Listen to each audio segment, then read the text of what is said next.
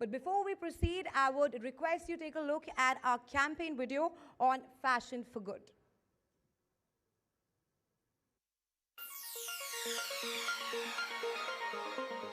Amidst our love affair with trends, we must pause. Our planet is pleading for us to embrace sustainability in our lifestyle. Let's champion fashion for good. In a world where fashion often comes at a cost, we are rewriting the narrative. Starting from farm to fashion, there is a need for looking at the entire value chain to have a sustainable approach, traceability, a kind of approach from cradle to grave in terms of how this fashion industry should actually behave.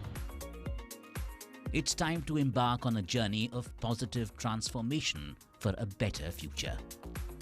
The event which is taking place in Mumbai is going to become one of the most important activities of 2024 because it is going to set a tone for sustainability. It takes you back to the heritage and culture of India. We've started, I think, almost 4 years back. That time, first time somebody in India has done the award in fashion. So we have started something, and the entire country, or zone, or some cities, they're promoting the craftsmanship, the artisan, the fashion. So then I believe like we have done something. The FEF India Fashion Awards 2024 welcomes you to a dazzling celebration of the year immersed in fashion. Join us and discover how sustainability illuminates the path towards a more magnificent tomorrow. Presenting Fashion for Good at the FEF India Fashion Awards 2024 in partnership with WION. Ladies and gentlemen, on that note, we would now be commencing today's event.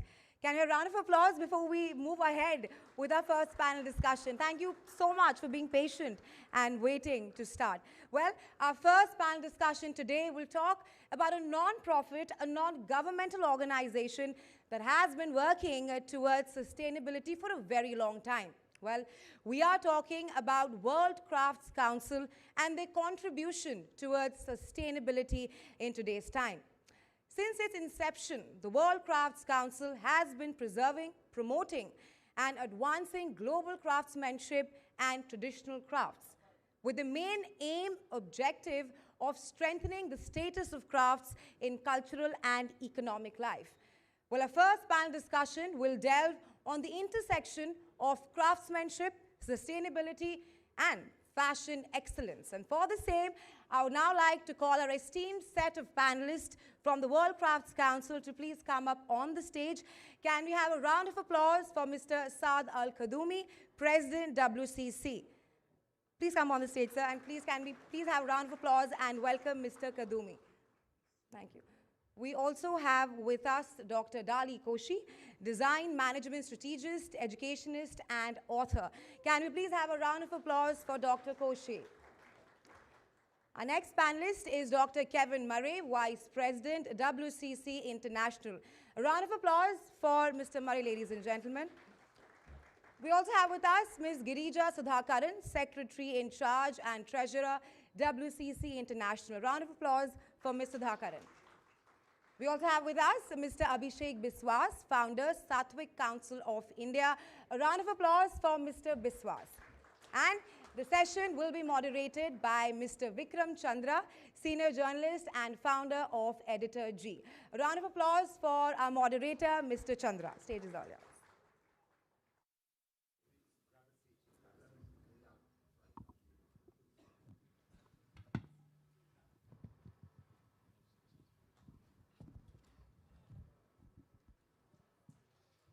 Thank you all so much for being here, and it's such a pleasure. Sustainability very clearly is something that is important, and sometimes we think of sustainability in the environment and what we need to do to be a force for good. We apply it to certain industries, and we think it's really important in only X or Y industry, you know, electricity or automobiles or energy. But actually, sustainability is something that perhaps we should think about all across in every sphere, and specifically also in areas like fashion. And that's what we're going to be here to do. So why don't I start with you first, Mr. Kudumi? If you look at the aspects of sustainability, where when it comes to intersecting with the lives of craftsmen and craftspeople, how does that work? Himanshu, grab. What to your mind are the important factors we should keep? Yeah. When you're looking at sustainability, and I know you look a lot at the human aspects of it, what craftspeople are doing, what would be the messages that you would be taking to them when it comes to sustainability in their practices, and what we can do to uplift their lives as well? From the human aspect, I believe, first of all, World Craft Council International, since its inception in 1964, this is the 60th Diamond Jubilee anniversary of this organization. And right from the beginning, it has been for the supporting and for the support of handicrafts communities in preserving national heritage, and actually supporting them against, even at that time, the three founders in New York, and the Indian Mrs. Kamala Devi was against the coming of globalization and protection. So this is the basic and general. Now, after 60 years, there has been a lot of concern on supporting the craft communities, mainly the artisans, to take their fair share in being exposed. In design, let's put, traditionally you go to the you go to the handicrafts itself, and the designers, they use it and they market it, they promote it only with a self-interest, and somehow the role of the actual artisan or craftsman is diminished, and there is no marketability to that actual artisan.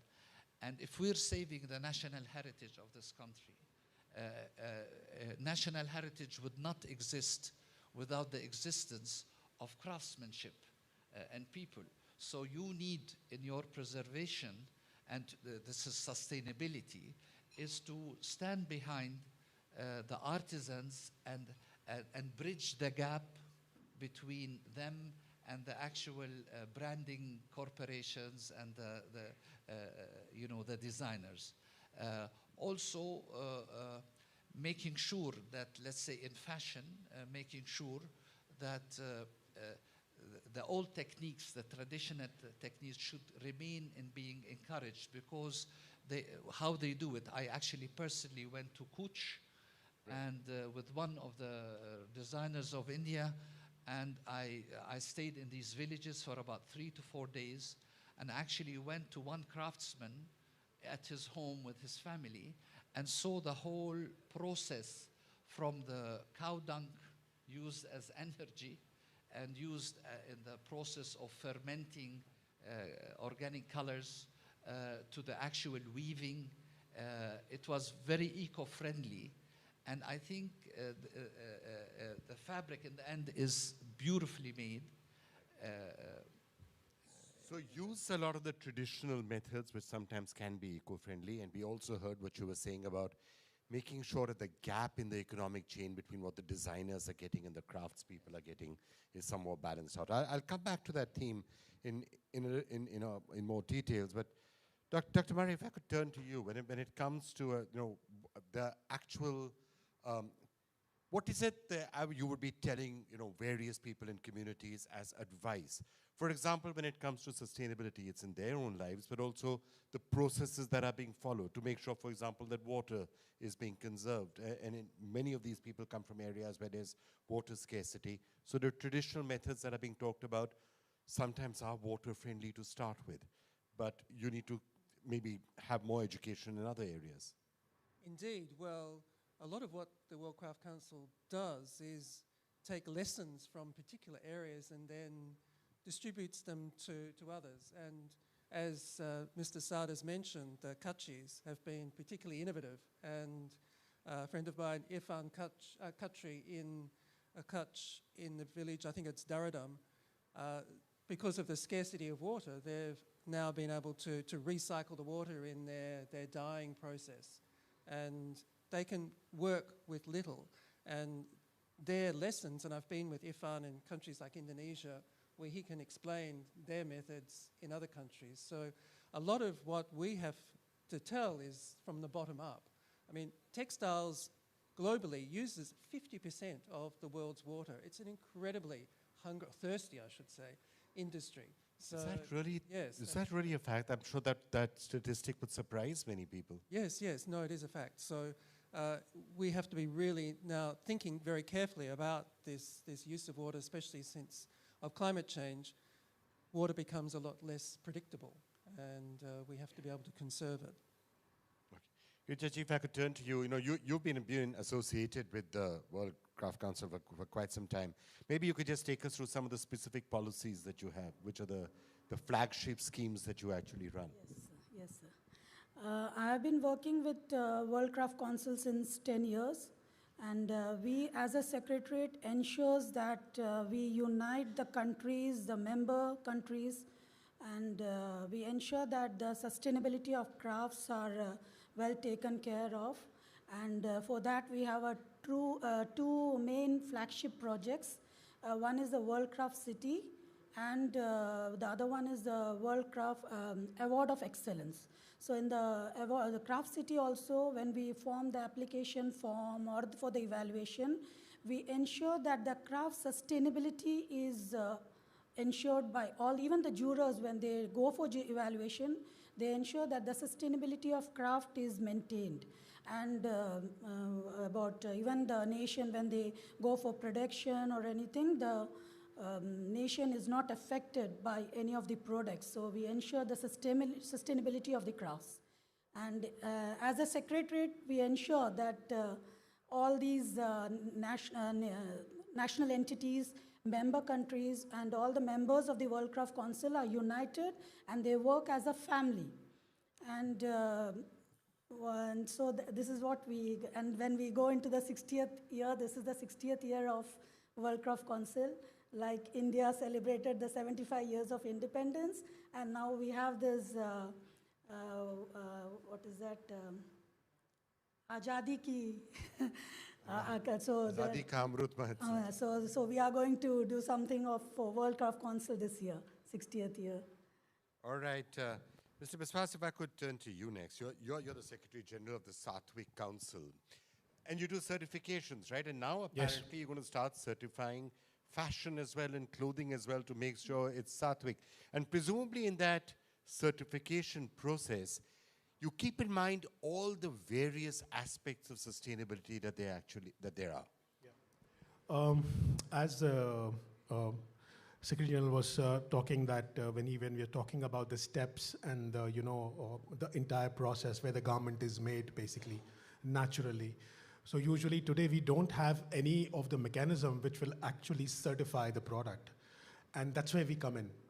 So whatever value the World Craft is trying to create, we will make sure that when the garment is actually gone to the consumer or to the brands, whatever, their certification, it's a certified product. So everybody knows, and even it's blockchained. So it's the first time we are into, we are into everywhere right now. We are touching almost 2 million people a day. Various products, airlines, trains out of India. We are almost available in 5 countries right now. But textile was very dear to my heart. I always wanted to do it from a very long time, but probably it took us 2 years to develop this manual. And this manual talks about that how we can certify a particular garment, especially when it's coming from a region. So today what happens is that when you go to a clothing store or something, you have those tags, in that. But there is no, but the garment cannot be, you cannot just, scan it and blockchain it. But in the next coming 6-8 months, we are tying up with certain, garment companies that the sustainable garment can be seen through your mobile phone, yeah. But I just wanted to check, so when it comes to sustainability, if you're giving a certain rating, for example, yes, this is sustainable and no, this is not sustainable, what are the factors that you would keep in mind? Were the craftspeople and the artisans treated fairly? Was child labor used? Was there excess use of water? You know, if you could just list some of the factors. Actually, the SOP is quite, quite big, but I can just fill out a few things basically. First, it's the labor that, it's the child abuse and the labor abuse. We will see that. That's one thing. Second thing, how is the most important thing, how healthy the people are actually, because that's also one of the indexes of the people who are actually, in our country. There are a lot of people who don't care about the healthcare basically. So that is one of the key factors. The other factor is that what kind of, how chemical free, how much chemical free the entire garment is when it's actually processed. So there are pointers for that also that we have kept in mind. And because I told you that it's basically 100% blockchained, it means that there is no, there is no flaw in the entire process. So probably these are the few, but there are more actually, almost more than 51 aspects on which we actually see. But yeah. Right, Dr. Koshi, you work in design, right? And therefore, and the strategy behind it. Would there be certain aspects of the sort of clothes that we wear, the fibers that we use, the technologies that are actually used to manufacture garments and textiles and fashion? I mean, of course, India has a history in that. Before the British came, we were probably doing, what, 70% of global textiles would probably be coming from India. I mean, yeah, a very, very high number anyway. So what do you feel, how do we get the design going correctly in the fibers and the techniques that are being used? First of all, the coming together of the India Fashion Awards and the World Craft Council today and putting a theme, Fashion for Good, is a great moment for taking the fashion into another orbit. Now, let me address the question, Vikram. Number one, the European Commission study recently released says that 70% of sustainability decisions come at the design stage. If the design stage, you actually apply the sustainability principles from the farming of cotton to the fiber, to fashion, to factory, to overseas or markets, and then cradle to grave up to the disposal, you can actually cut down the CO2 emissions as well as the greenhouse emissions to a considerable extent. For example, the McKinsey report says that in the global, you look at the carbon emissions or the greenhouse emissions or equivalent carbon CO2 emissions, about 3 to 8% of it comes from textile and the fashion industry. And if you take purely on a tonnage basis, the textile industry itself results in 1.9 billion tons of carbon emissions. So one of the things which has happened in the recent times is that we have become very concerned about the planet and the people. The planet does not require us, we require the planet. Now, if that is the assumption that we require this planet to exist, we know that the supply chains of the entire fashion industry has been disrupted recently because of the climate crisis. Whether it is a tsunami, whether it is some other crisis taking place, including various kinds of climate issues which have happened across the world, you have seen the supply chains have been disrupted completely. So the entire look at fashion for good is coming out of this sustainable development goals which were prescribed, which is running its course now. By 2030, the SDG goals will come to an end. 3 goals of the sustainable development goals are entirely on sustainability. So why does the fashion for good assume importance? It is almost like a fashion renaissance. When you are looking at fashion from a different perspective of connecting to the older tradition of craft. What does craft originally meant? Craft meant strength. Later, the spacecraft and ships also got associated with craft word. But we have brought in this more westernized word of skill and almost killed the craft's essence. Actually, craftsmanship has been emphasized as the best thing which has happened to China and Japan at some stages. China became the factory to the world. If you look at the interviews which are available on YouTube by Tim Cook or Steve Jobs, they say that the craftsmanship combined with technology is what made China to progress into become a factory to the world. And India has actually not looked at the craft traditions, how it can help India to become a global leader. So I believe the Fashion for Good theme this year, which is taken up by the fashion Entrepreneurship Fund and the India Fashion Awards and the WION and Z TV will do a great good. If, for example, tomorrow is International Women's Day, so let me compliment all the women in this room. If you look at sari, 70% of the women in India use sari, and 50% of the women use it daily. And if women today take a decision and look at the draping, which is today possible to do it in 20 seconds, and you have many variations to buy saris which are ready-made and ready to wear, you will completely change the color of the, or the landscape of the textile and fashion industry in the country. Because the handloom weavers, who are about 45 million, will get a big flip if Indian women, who are 60 crores in number, US has only 16 crores of women, India has 60 crores of women, 48.8% of the country's population is women. So when we talk about... Is there something inherently more sustainable about saris? Yes, because the weaver who takes care to weave the 6 yards or 5.5 meters to 6.5 meters of cloth is actually very concerned about the environment. He is still using hang yarn. He is doing it in a pit loom, whether it's Kanjivaram or Dharmavaram or Malagalmura or Balucheri or you look at the Jamdani, whatever kind of saris you look at. 29 states have 30 different types of saris, and there are 100 drapes possible. Why is it that Indian women are not using this in large numbers to help fashion to have a renaissance? Don't look at only the one option of bringing craft and fashion together. It is also to look at traditional wear of Indian women and bring it back. So the choices that people are using and what they are buying is also going to be an important factor in that.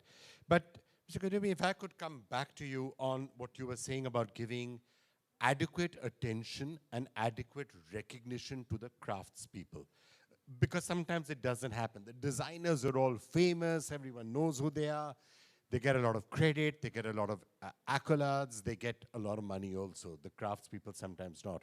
How can that be done? I remember you were telling me about a fashion show, Asif Sheikh, who was actually bringing some of the craftspeople on to give them the recognition. Exactly. I mean, Asif, because I was at his fashion show, I found out, which is a great idea. Some of it, if you could just keep it like this. Yeah, some of it is now adopted even in the top international designers in Europe. Basically, what I saw was, I mean, it's the whole a number of Indian fashion designers with Mr. Asif doing the whole event, of course, with his sponsors that are behind him. So we had actually a very glamorous, beautiful fashion show. That actually, the message of that fashion show was, first of all, the type of materials that have been used. They are all woven, in the traditional way. It shows more than one aspect. It shows that this is the traditional way of fabric that has been used, even the technique, how they reached it. The second one was to show, to shed light under the, to project the importance. The first thinking before, it was like the craftsman or the artisan was like the slave, and the designer or the branding company were the ones in control. So we want you to do so much, and then they take the result at peanuts, and then they sell it at, without a fair share, not only financially, but also in recognizing that this, if we talk about preserving our national heritage, without these craftspeople, there is no national heritage. So we need to preserve them. So the second message in the fashion show was to bring, so at the end, every Indian fashion designer who showed his collection on the catwalk, at the end, each one of them brought in with him all the artisans in name and even in the tagging of all of the clothes. They were not only typical saris, they were also modernized, which is very, very important, which shows the relationship, how important it is between the designer and actually the craftsman, whereby The designer can, the traditional way of making things, he can give the input for the craftsman to make it more contemporary and more in demand by the market. You know, tastes change along the time. So this synergy between the designers and the actual craftsmanship is very important to be maintained, as well as giving the recognition to our craftspeople to continue and encourage more apprentices to come, as well the financial, being financially just to them. Dr. Murray, we were talking, I mean, the other aspects of sustainability as well when it comes to clothes and to fashion, and sometimes there are old habits and old traditions that we forget and we move on. For example, in India, it's always been if your clothes get torn, you don't think twice about mending them and wearing them again. It's not, you don't have the disposal tradition. It's starting to come now that you just throw it away. Is that the sort of a thing which you were telling me a short while back? We should start focusing on some of those things. Reuse the clothes. You don't have to throw it away because it gets a small tear in it. Yes, well, it's one of the other major challenges along with water consumption is waste. In fashion, we've seen an increase in consumption recently of 60%. More clothes are being bought, but they're being worn and used for half the length of time. So we're seeing an incredible turnover of clothes, and one of the challenges is how to slow that down.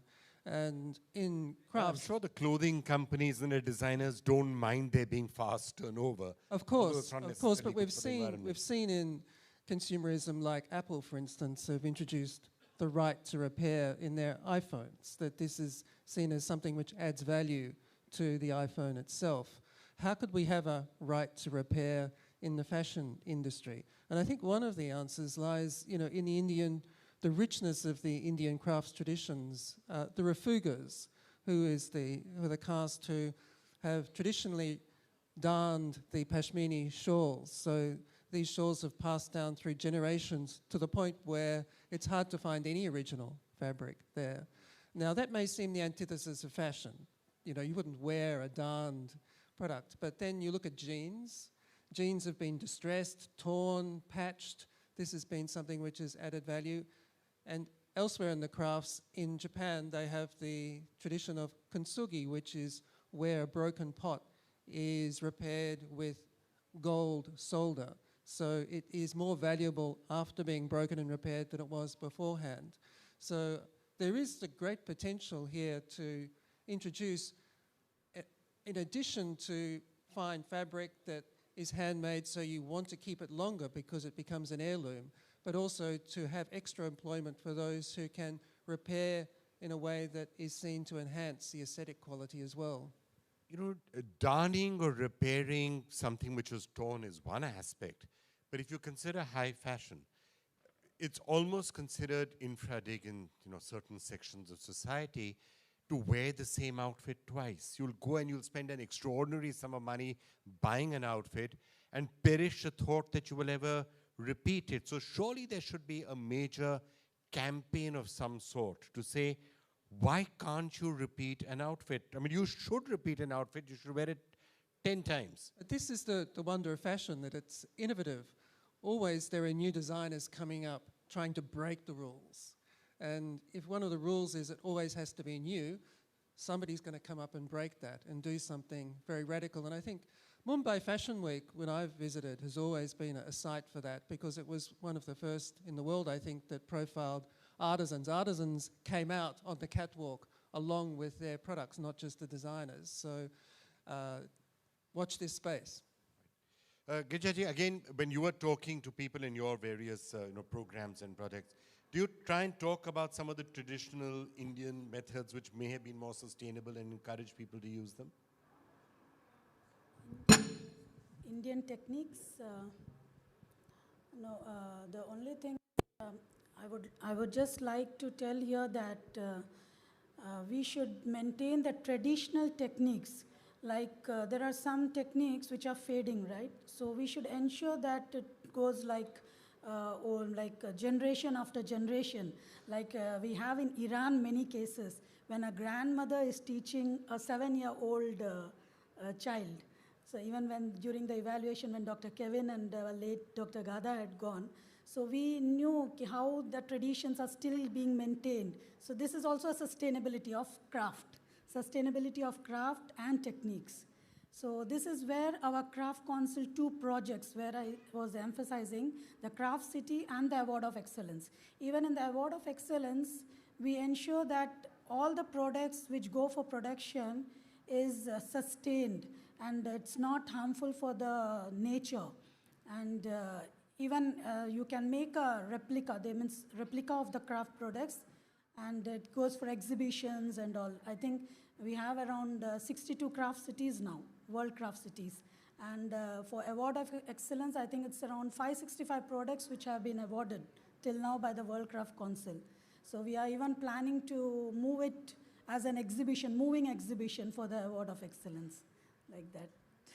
All right, fantastic. When we were talking about what goes into making something sustainable and the sort of sattvic rating that you would give it, you were talking, of course, about how it has affected, what the labor processes that was used in producing a particular garment. Are you also going to be assessing the impact on the environment, like the fiber that was used? Was it environmental friendly or not? How much water was consumed in it? Will all of those be also factors that that's actually that's one of the key factors of the certification when we come to the evaluation of the product being given to us. We have actually we'll start the entire process almost next month now, so probably that'll be more on more practical things. But sattvic, meaning, as everybody knows, is the meaning of sattvic is balance.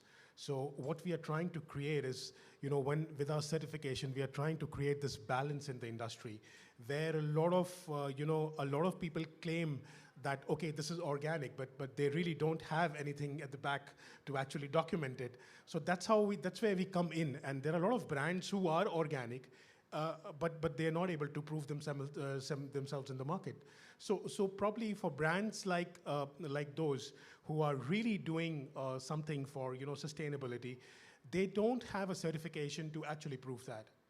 So it's only the brand which they which they can tell through their advertisements, and there are a lot of things which they do. But I think the correct thing should be certification, because that certification brings in a lot of value.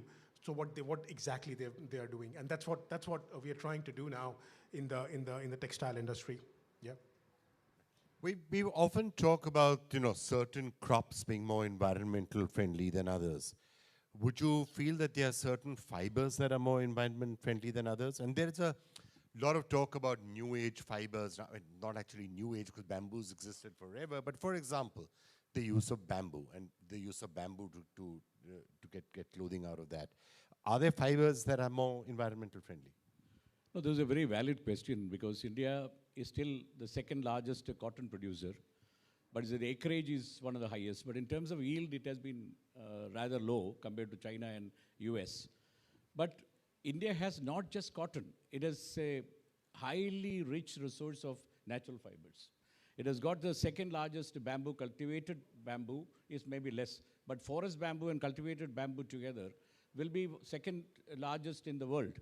Similarly, in banana cultivation, we are also second largest in the world. And if you look at the banana pseudo stem, you get a fiber which is as good as, probably the golden fiber, which you can call it. Or from the, bombax flowers, which are now in spring, as Ritu Kumar has recently said, it has possibility of giving the most warmth in the quills.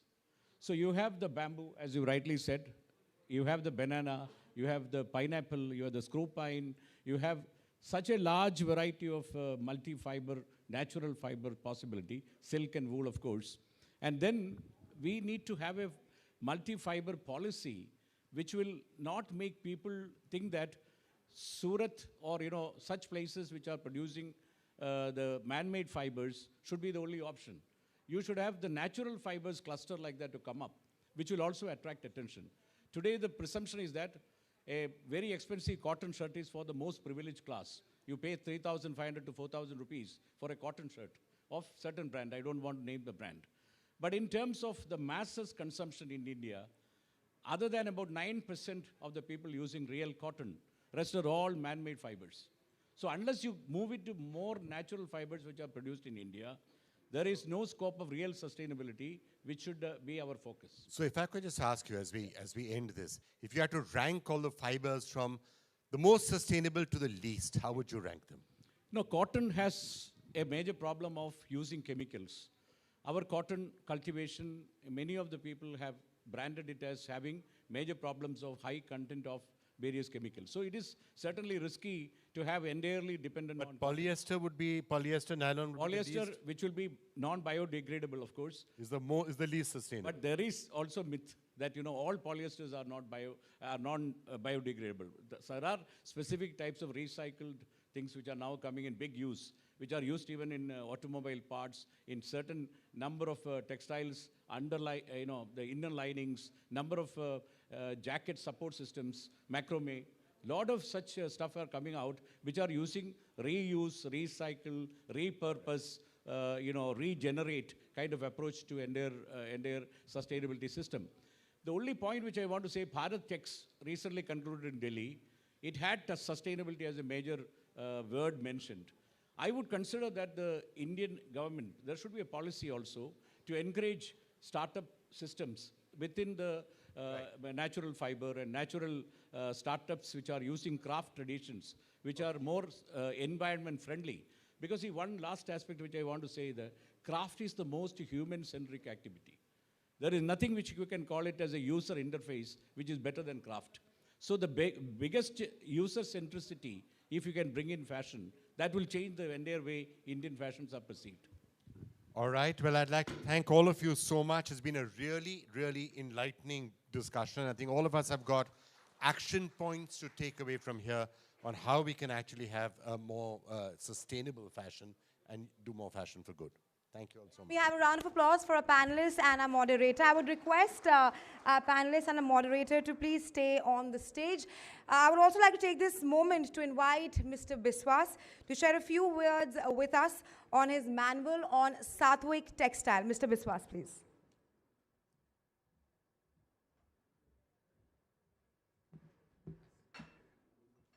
Good afternoon, everyone.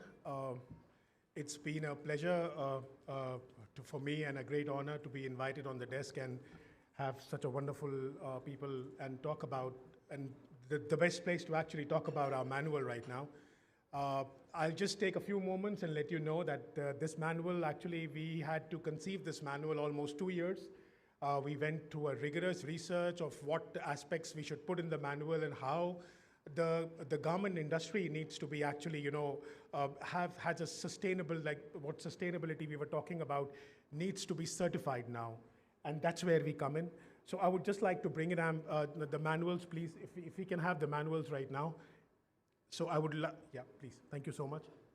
So I would, it's my pleasure to please unveil the manual to our guests.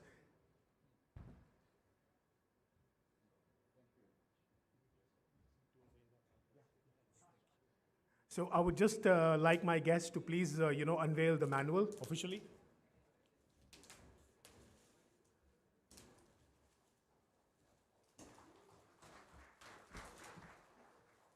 Can we please have a round of applause, ladies and gentlemen?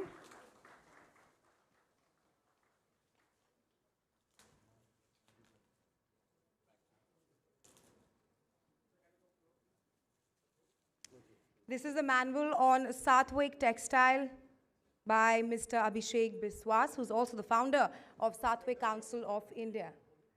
A round of applause, ladies and gentlemen.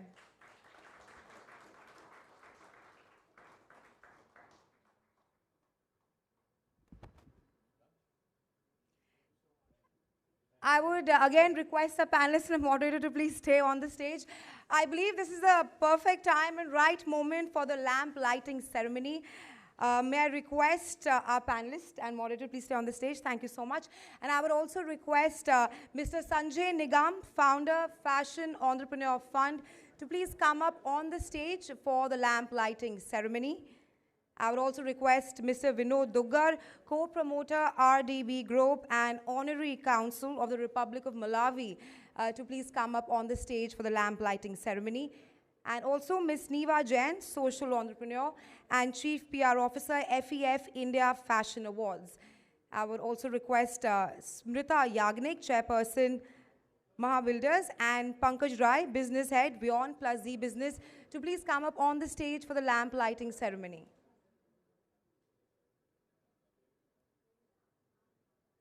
Yes.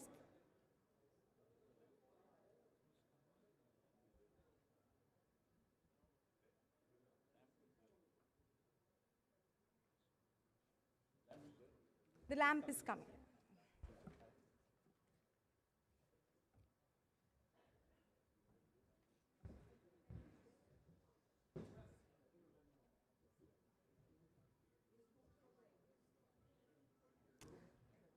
Ladies and gentlemen, this is the 4th edition of FEF India Fashion Awards, and the theme this year is Fashion for Good. We just held a very detailed discussion on sustainability and the contributions made by WCC towards the same. We would now be lighting the lamp before we move ahead with the event today.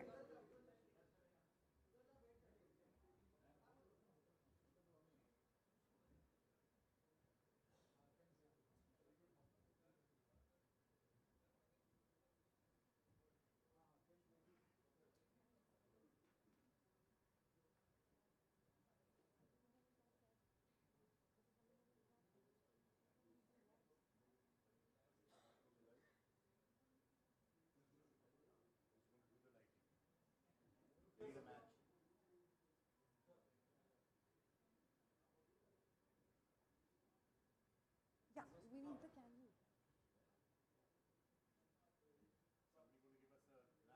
Can you have a matchbox, please?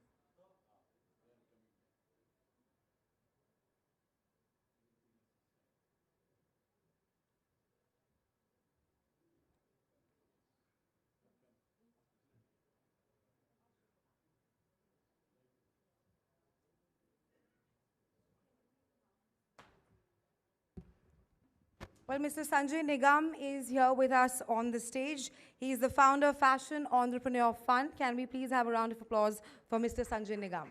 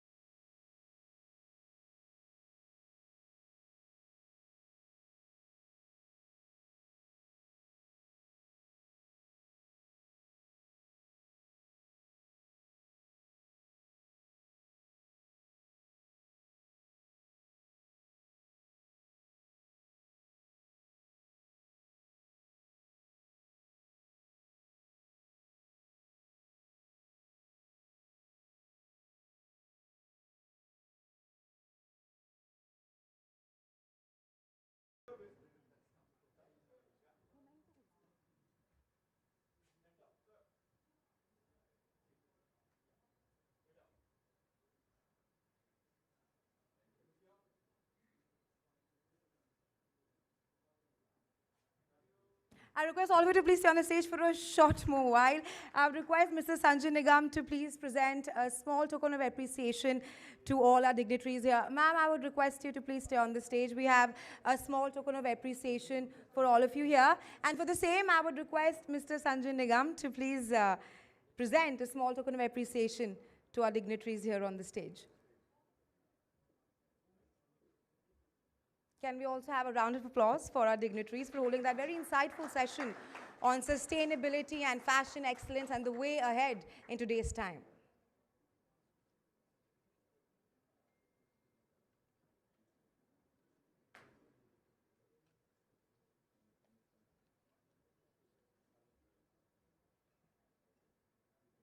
I would request Mr. Sanjay Nigam to please present a small token of appreciation.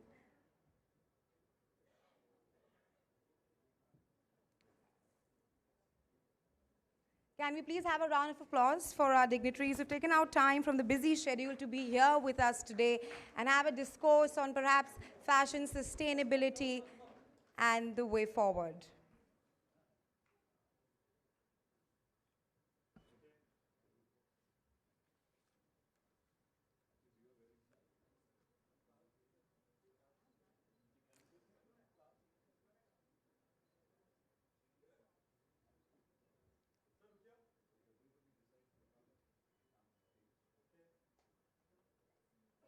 Ladies and gentlemen, this is the 4th edition of FEF India Fashion Awards, and as you can see that the theme this year is Fashion for Good, an initiative to inspire change and drive the collective movement towards making fashion a force for good.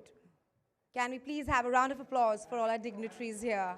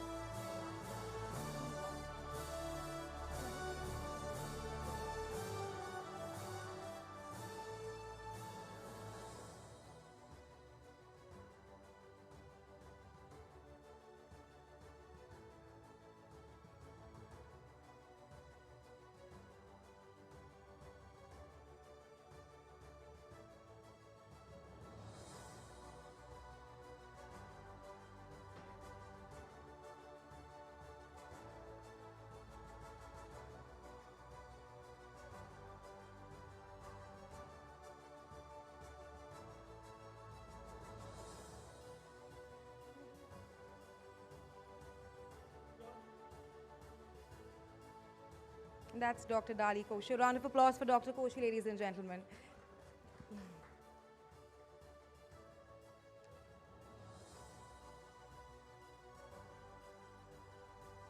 That is Mr. Saad Al-Kadumi, President, World Crafts Council International.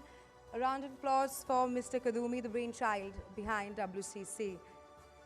Well, thank you so much for being so patient. We are just taking a very short breather here. I invite all of you to please join us for lunch outside. But do come back. We have lots more lined up on the other side. Thank you so much.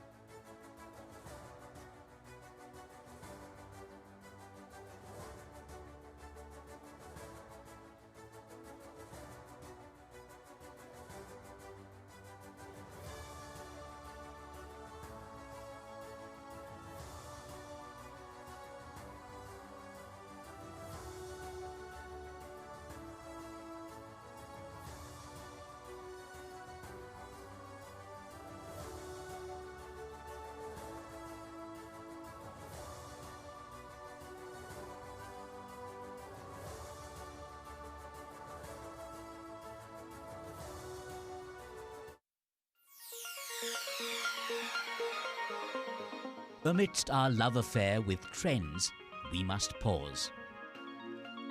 Our planet is pleading for us to embrace sustainability in our lifestyle. Let's champion fashion for good. In a world where fashion often comes at a cost, we are rewriting the narrative.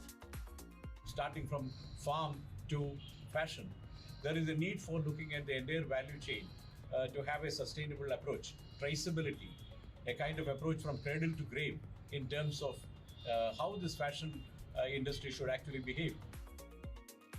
It's time to embark on a journey of positive transformation for a better future. The event which is taking place in Mumbai is going to become one of the most important activities of 2024 because it is going to set a tone for sustainability. It takes you back to the heritage and culture of India. We started, I think, almost 4 years back. That time, first time somebody in India has done the award in fashion. So we have started something, and the entire country, or zone, or some cities, they're promoting the craftsmanship, the artisan, and the fashion. So then I believe it's like we have done something. The FEF India Fashion Awards 2024 welcomes you to a dazzling celebration of the year immersed in fashion. Join us and discover how sustainability illuminates the path towards a more magnificent tomorrow. Presenting Fashion for Good at the FEF India Fashion Awards 2024 in partnership with WION.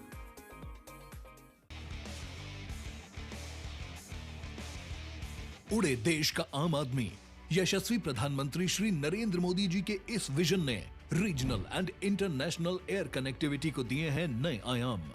नए भारत का नया उत्तर प्रदेश बनकर उभरा है सर्वाधिक international airport वाला राज्य। भगवान बुद्ध की तपोभूमि कुशीनगर में इंटरनेशनल एयरपोर्ट शुरू होने के 25 महीने में ही मर्यादा पुरुषोत्तम प्रभु श्री राम की जन्मभूमि अयोध्या में प्रारंभ हुआ है। महर्षि वाल्मीकि अंतर्राष्ट्रीय हवाई अड्डा अयोध्या धाम का संचालन। जब नियत नेक हो तो इसी तरह से काम होता है, इसी तरह के नतीजे मिलते हैं। ये अयोध्या नगरी भी तो इसकी साक्षी है। माननीय मुख्यमंत्री योगी आदित्यनाथ के नेतृत्व में देश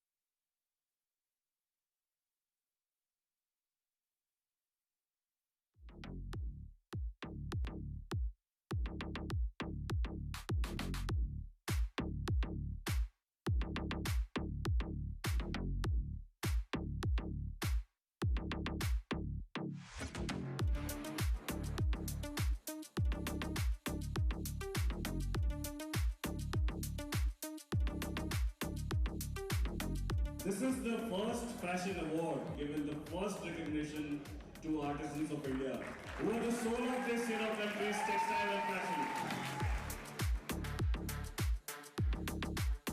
This award really makes me feel that my work of so many years is accomplished.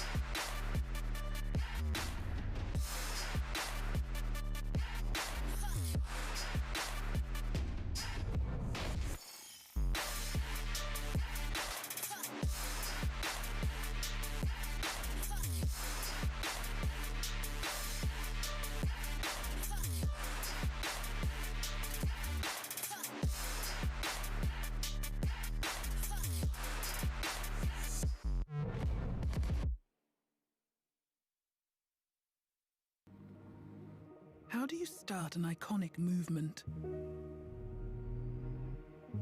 Mannerism would say it's all about refinement and richness of invention.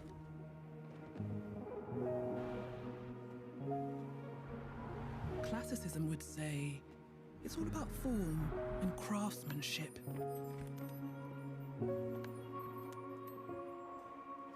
Impressionism might answer, it's all about capturing the magic of every single moment. While surrealism would find all of this quite, well, surprising. After all, it's about creating the icon of a new movement. Welcome to Forwardism. The new BMW i7 and the new BMW 7.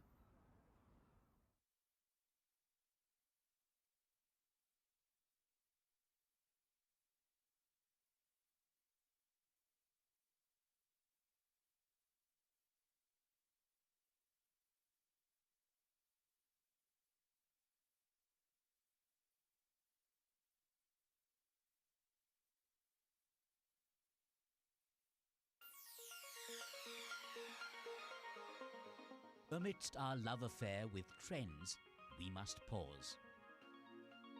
Our planet is pleading for us to embrace sustainability in our lifestyle. Let's champion fashion for good. In a world where fashion often comes at a cost, we are rewriting the narrative. Starting from farm to fashion, there is a need for looking at the entire value chain to have a sustainable approach, traceability, a kind of approach from cradle to grave in terms of how this fashion industry should actually behave. It's time to embark on a journey of positive transformation for a better future. The event which is taking place in Mumbai is going to become one of the most important activities of 2024 because it is going to set a tone for sustainability. It takes you back to the heritage and culture of India. We've started, I think, almost 4 years back. That time, first time somebody in India has done the award in fashion. So we have started something, and the entire country, or zone, or some cities, they're promoting the craftsmanship, the artisan, the fashion. So then I believe like we have done something. The FEF India Fashion Awards 2024 welcomes you to a dazzling celebration of the year immersed in fashion. Join us and discover how sustainability illuminates the path towards a more magnificent tomorrow. Presenting Fashion for Good at the FEF India Fashion Awards 2024 in partnership with WION.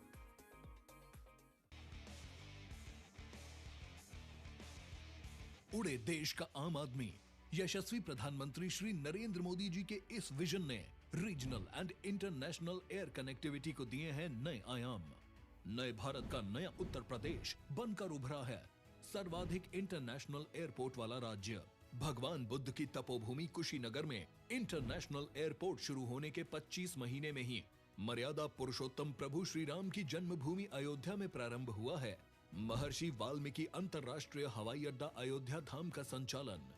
जब नियत नेक हो तो इसी तरह से काम होता है, इसी तरह के नतीजे मिलते हैं। ये अयोध्या नगरी भी तो इसकी साक्षी है। माननीय मुख्यमंत्री योगी आदित्यनाथ के नेतृत्व में देश के एविएशन मैप के शीर्ष पर है उत्तर प्रदेश। एयरपोर्ट से ऊंची उड़ान, कनेक्टिविटी को नई पहचान।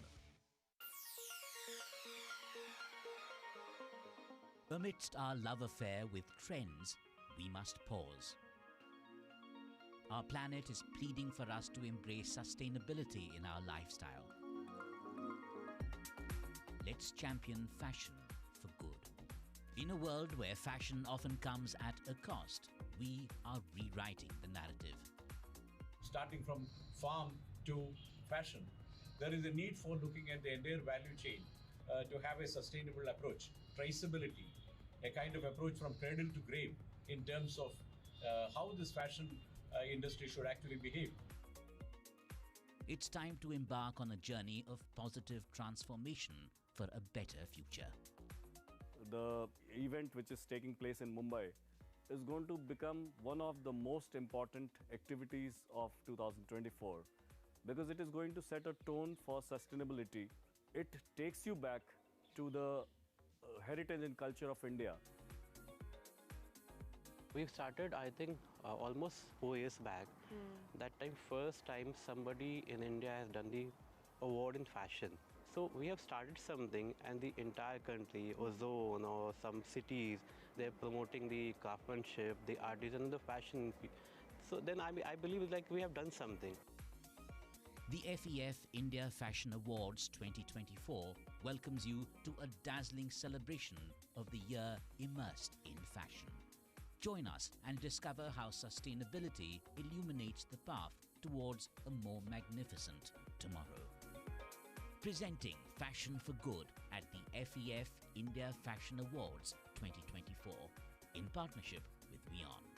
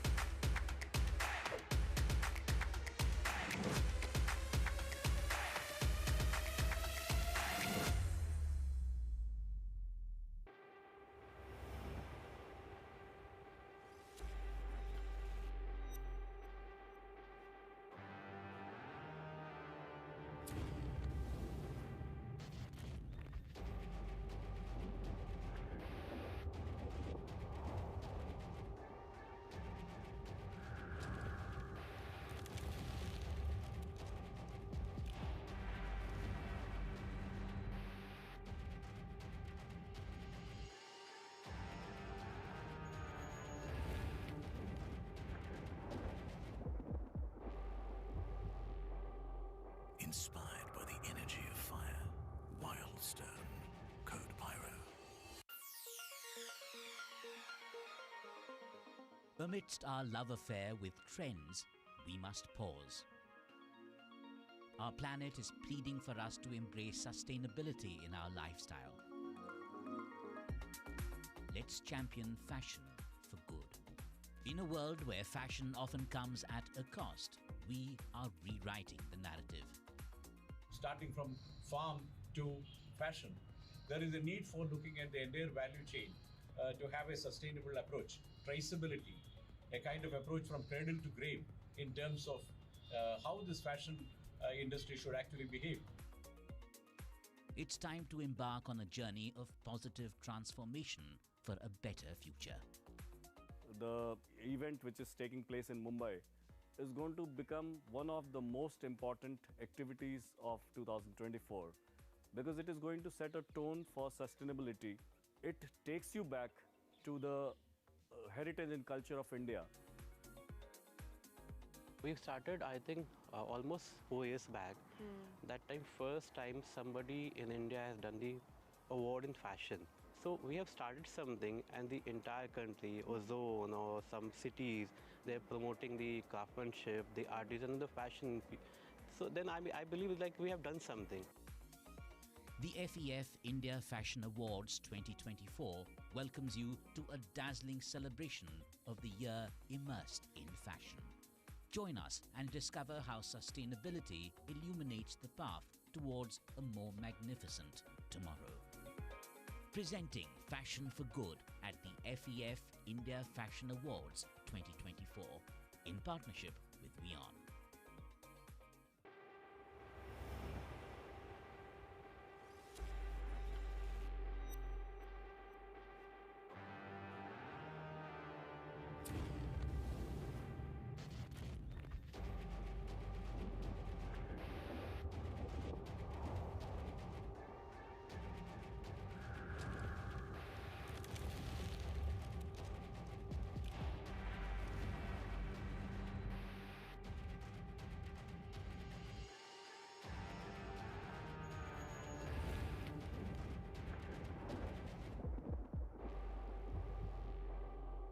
Inspired by the energy of fire, wild stone, code pyro.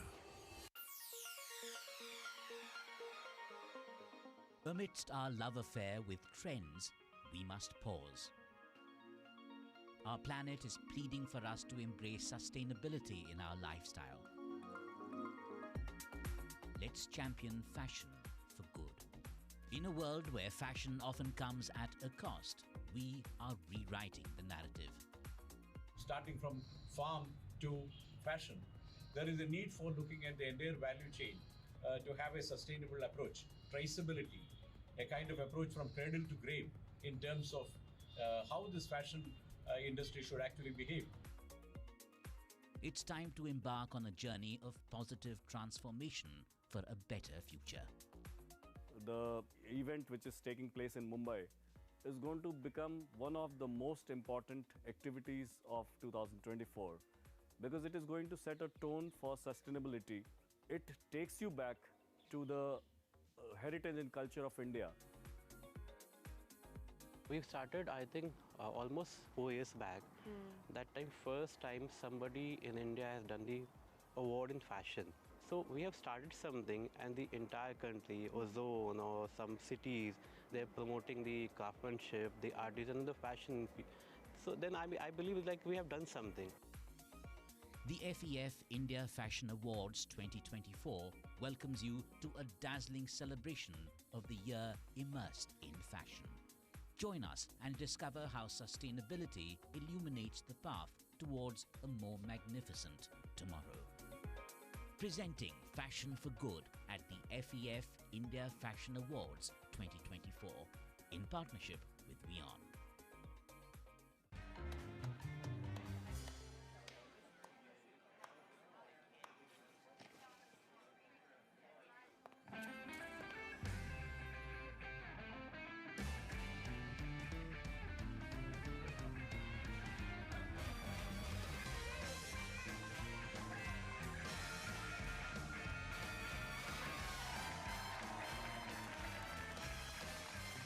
Rajniwas premium इलायची सोच जो करे राज।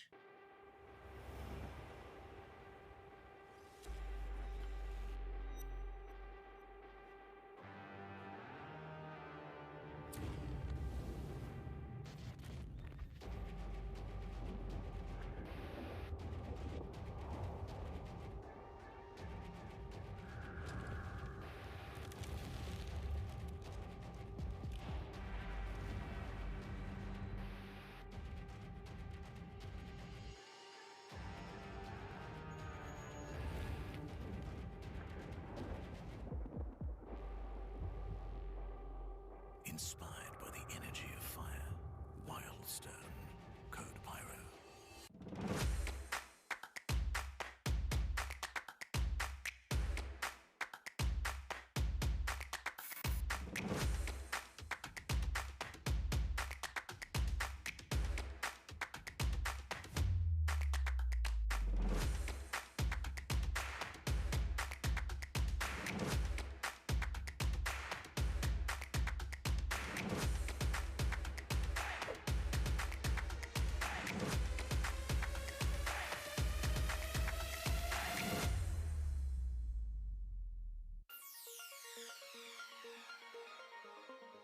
Amidst our love affair with trends, we must pause. Our planet is pleading for us to embrace sustainability in our lifestyle. Let's champion fashion for good. In a world where fashion often comes at a cost, we are rewriting the narrative. Starting from farm to fashion, there is a need for looking at the entire value chain to have a sustainable approach, traceability, a kind of approach from cradle to grave in terms of how this fashion industry should actually behave.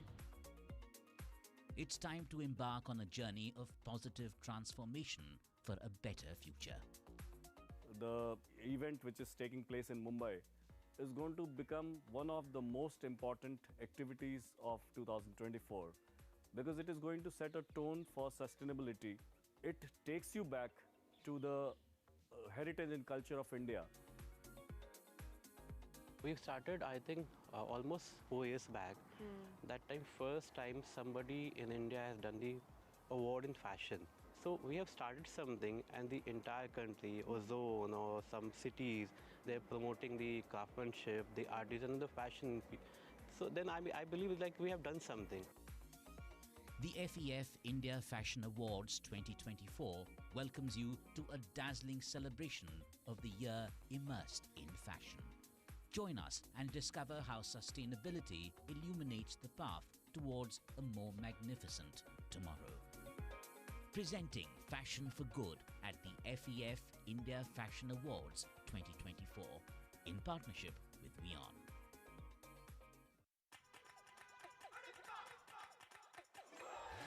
मंदिर left ले बाजी studio तो सीधे है तू ले ना हाँ हाँ बाजी गड्डी रो आगे आप ना मारियो सत श्री अकाल जी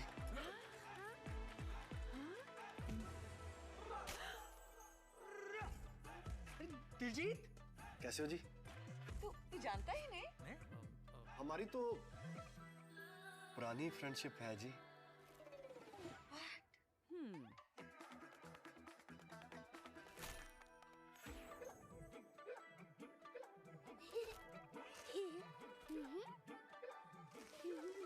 मैं क्या जी सब जानते हैं जहां देखे मारियो अपना समझ के खा लियो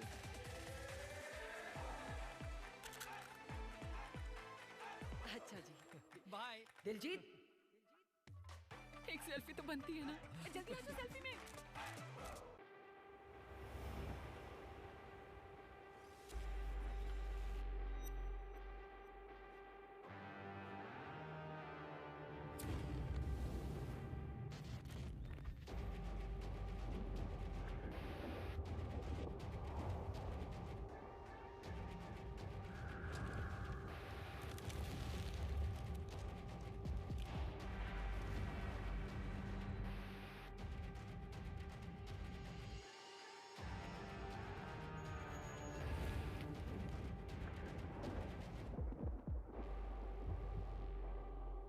Inspired by the energy of fire, wild stone, code pyro. Amidst our love affair with trends, we must pause. Our planet is pleading for us to embrace sustainability in our lifestyle. Let's champion fashion for good.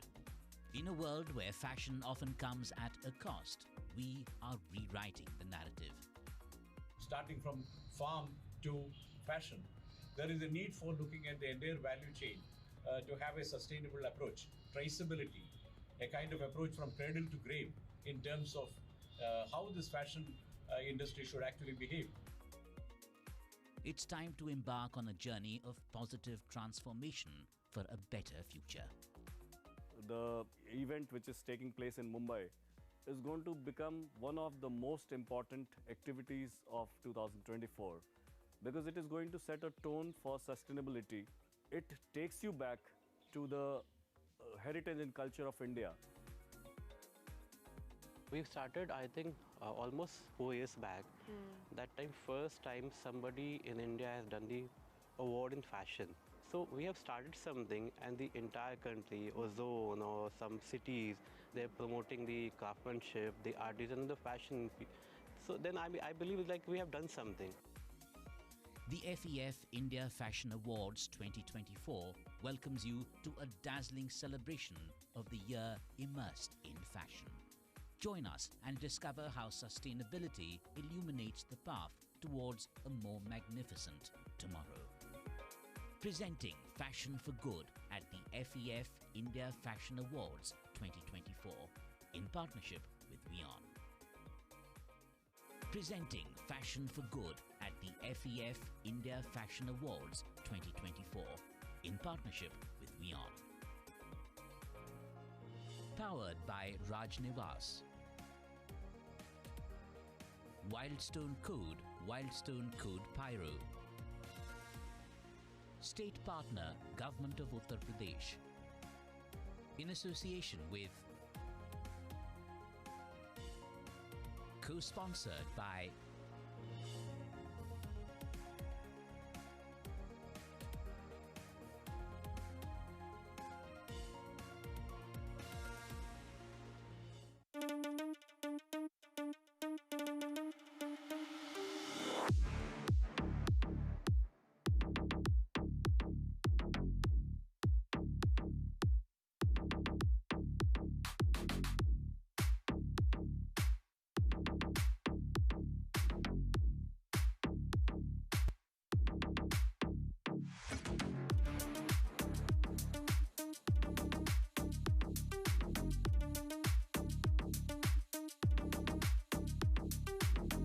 This is the first fashion award given the first recognition to artisans of India, who are the soul of this country's textile and fashion. This award really makes me feel that my work of so many years is accomplished.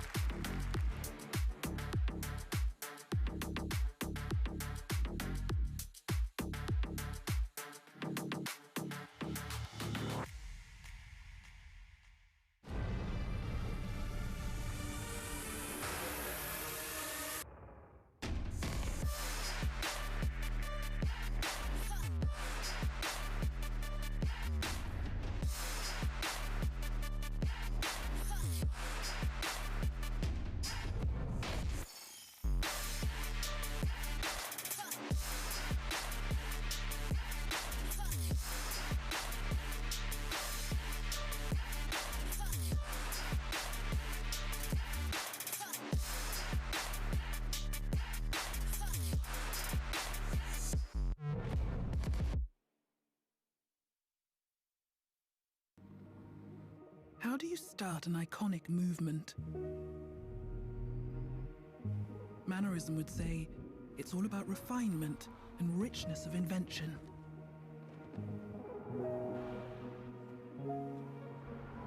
Classicism would say it's all about form and craftsmanship.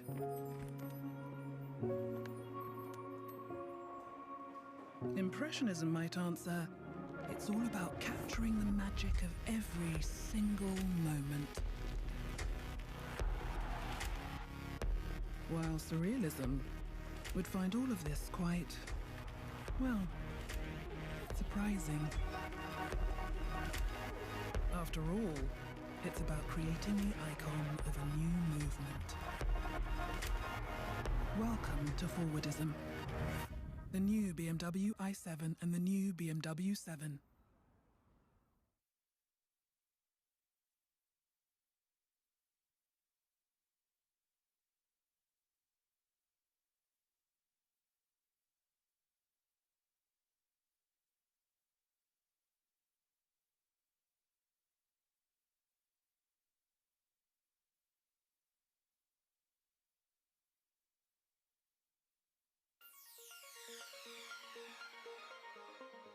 Amidst our love affair with trends, we must pause.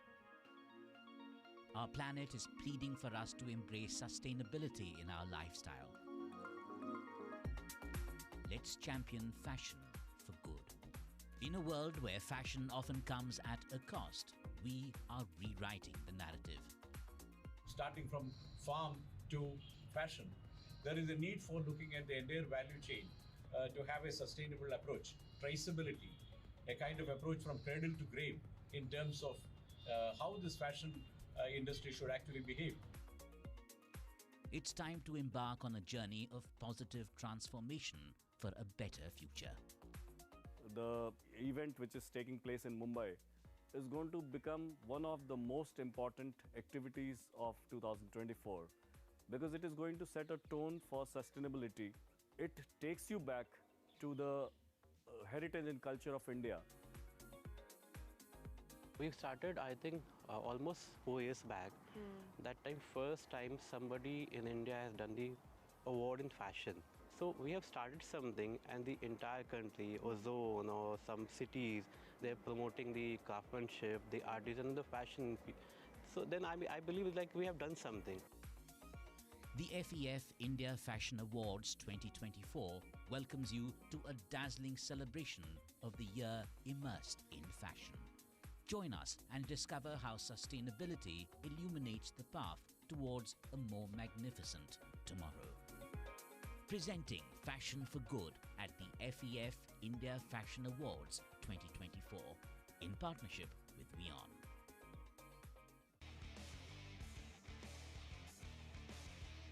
उड़े देश का आम आदमी यशस्वी प्रधानमंत्री श्री नरेंद्र मोदी जी के इस vision ने regional and international air connectivity को दिए हैं नए आयाम।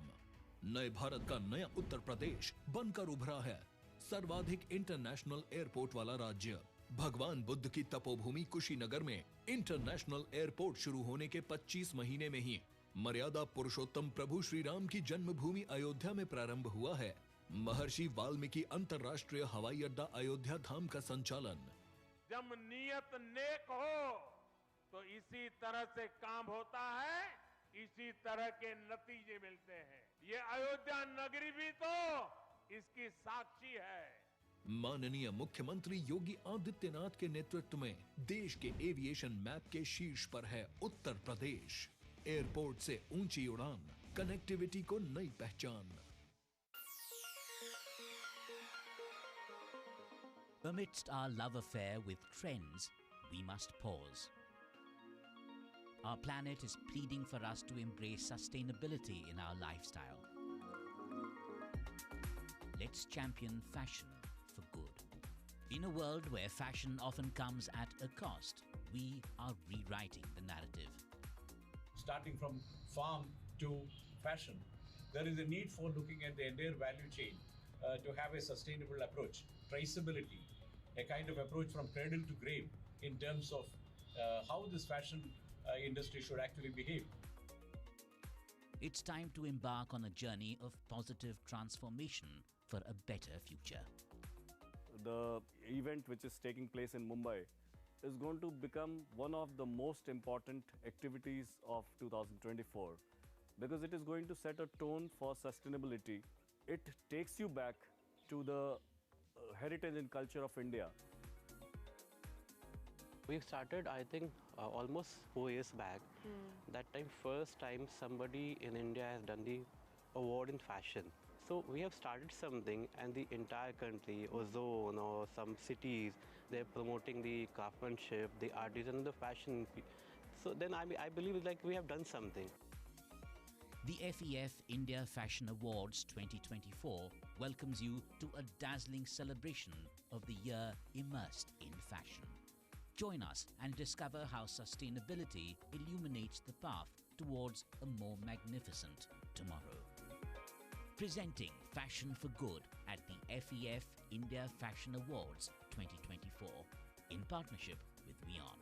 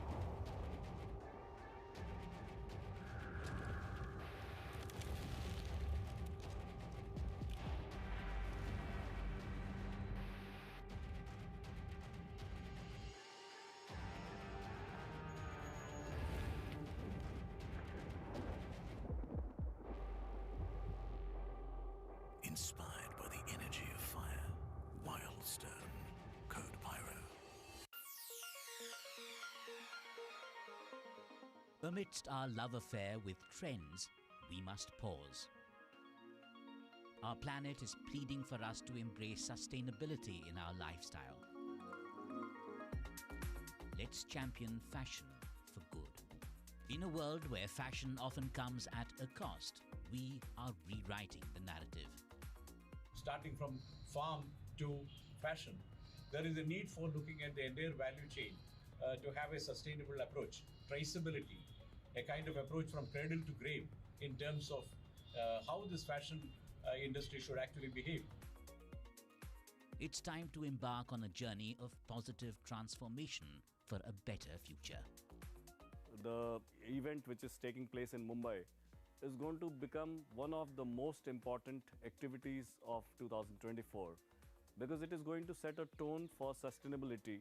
It takes you back to the heritage and culture of India. We've started, I think, almost 4 years back. That time, first time somebody in India has done the award in fashion. So we have started something, and the entire country, or zone, or some cities, they're promoting the craftsmanship, the artisan, and the fashion. So then I believe it's like we have done something. The FEF India Fashion Awards 2024 welcomes you to a dazzling celebration of the year immersed in fashion. Join us and discover how sustainability illuminates the path towards a more magnificent tomorrow. Presenting Fashion for Good at the FEF India Fashion Awards 2024 in partnership with WION.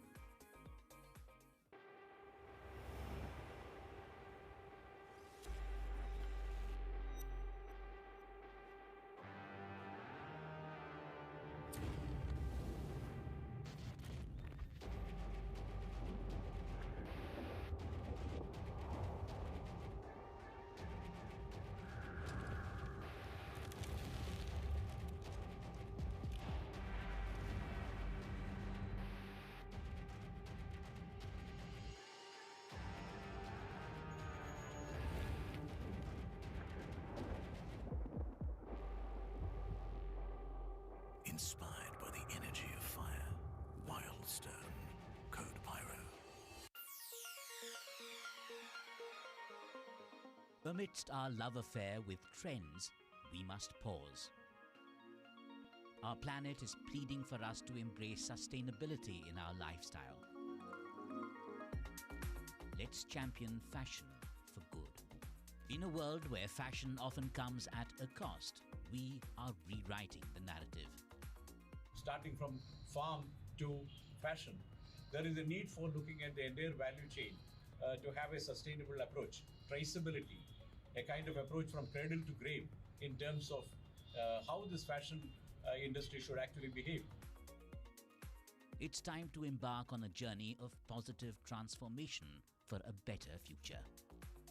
The event which is taking place in Mumbai is going to become one of the most important activities of 2024 because it is going to set a tone for sustainability. It takes you back to the heritage and culture of India. We've started, I think, almost 4 years back. That time, first time somebody in India has done the award in fashion. So we have started something, and the entire country, or zone, or some cities, they're promoting the craftsmanship, the artisan, and the fashion. So then I believe it's like we have done something. The FEF India Fashion Awards 2024 welcomes you to a dazzling celebration of the year immersed in fashion. Join us and discover how sustainability illuminates the path towards a more magnificent tomorrow. Presenting Fashion for Good at the FEF India Fashion Awards 2024 in partnership with WION.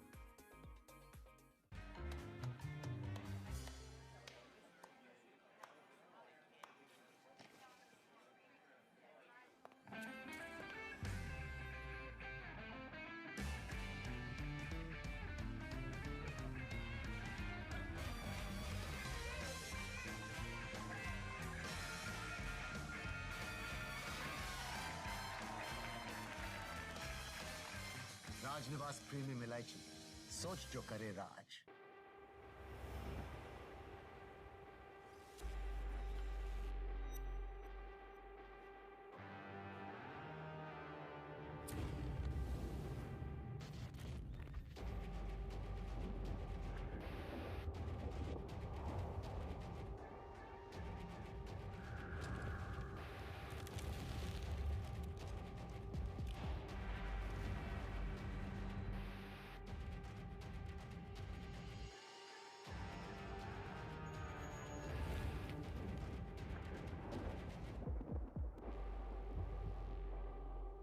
Inspired by the energy of fire, wild stone, code pyro.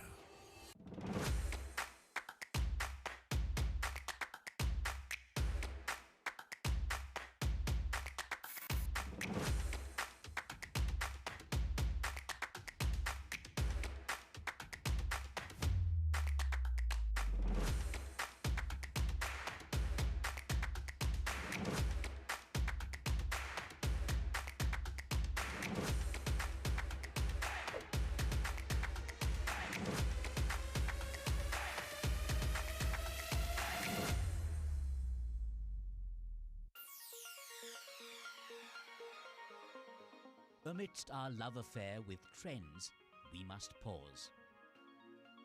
Our planet is pleading for us to embrace sustainability in our lifestyle.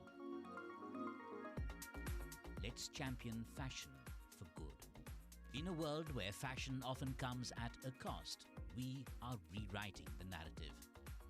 Starting from farm to fashion, there is a need for looking at the entire value chain to have a sustainable approach, traceability, a kind of approach from cradle to grave in terms of how this fashion industry should actually behave. It's time to embark on a journey of positive transformation for a better future. The event which is taking place in Mumbai is going to become one of the most important activities of 2024 because it is going to set a tone for sustainability. It takes you back to the heritage and culture of India. We started, I think, almost 4 years back.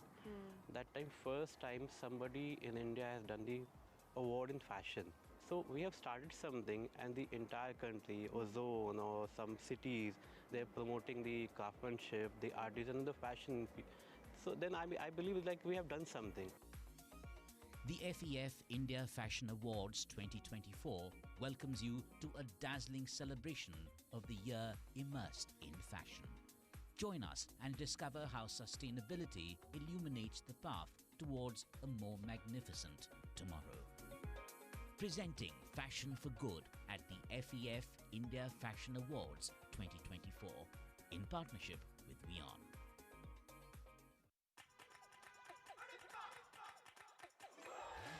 मंदिर left ले बाजी studio तो सीधे है तू ले ना हाँ हाँ भाई गड्डी रो गड्डी रो गड्डी रो आ गया अपना मारियो सत श्री अकाल जी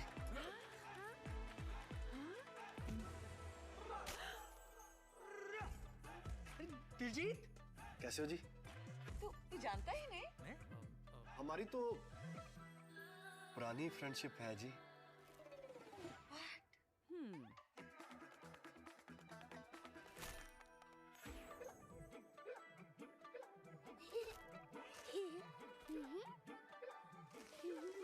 मैं क्या जी सब जानते हैं जहां देखे मारियो अपना समझ के खा लियो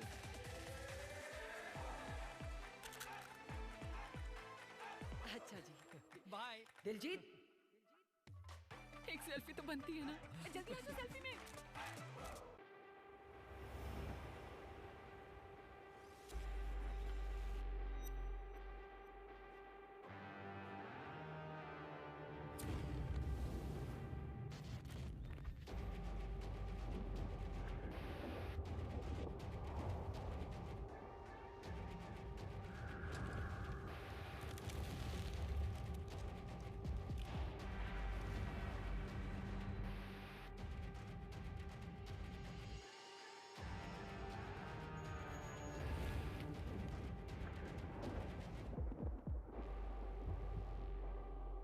Inspired by the energy of fire, wild stone, code pyro. Amidst our love affair with trends, we must pause. Our planet is pleading for us to embrace sustainability in our lifestyle. Let's champion fashion for good. In a world where fashion often comes at a cost, we are rewriting the narrative. Starting from farm to fashion, there is a need for looking at the entire value chain to have a sustainable approach, traceability, a kind of approach from cradle to grave in terms of how this fashion industry should actually behave. It's time to embark on a journey of positive transformation for a better future. The event which is taking place in Mumbai is going to become one of the most important activities of 2024 because it is going to set a tone for sustainability. It takes you back to the heritage and culture of India. We started, I think, almost 4 years back. That time, first time somebody in India has done the award in fashion. So we have started something, and the entire country, or zone, or some cities, they're promoting the craftsmanship, the artisan, and the fashion. So then I believe like we have done something. The FEF India Fashion Awards 2024 welcomes you to a dazzling celebration of the year immersed in fashion. Join us and discover how sustainability illuminates the path towards a more magnificent tomorrow. Presenting Fashion for Good at the FEF India Fashion Awards 2024 in partnership with WION. Presenting Fashion for Good at the FEF India Fashion Awards 2024 in partnership with WION. Powered by Rajnivas. Wildstone Code Pyro. State partner, Government of Uttar Pradesh. In association with co-sponsored by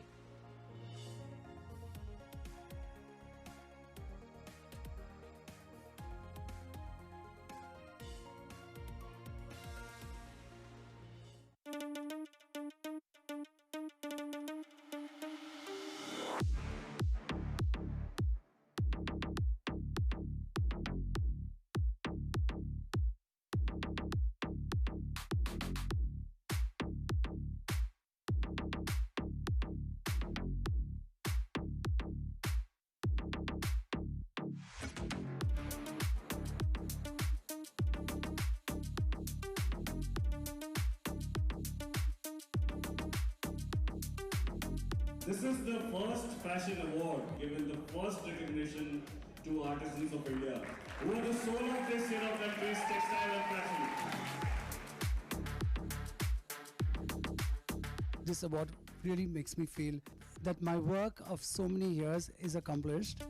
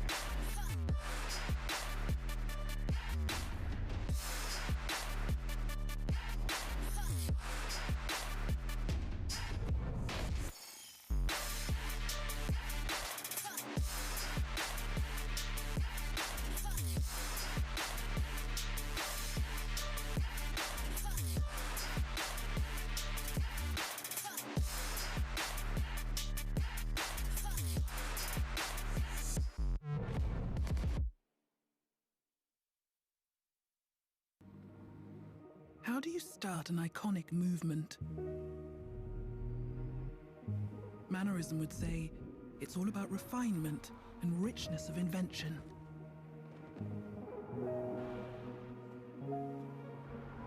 Classicism would say it's all about form and craftsmanship.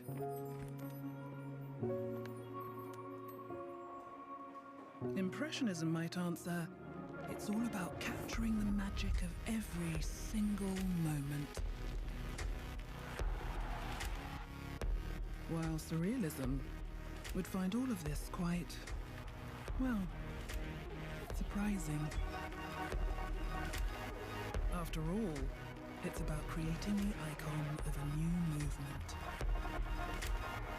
Welcome to Forwardism. The new BMW i7 and the new BMW 7.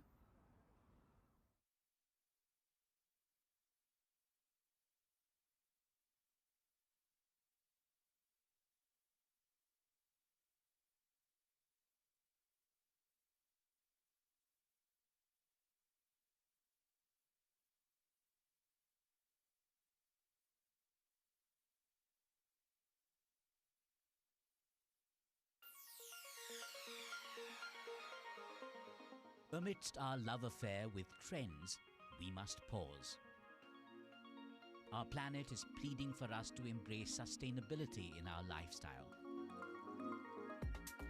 Let's champion fashion for good. In a world where fashion often comes at a cost, we are rewriting the narrative.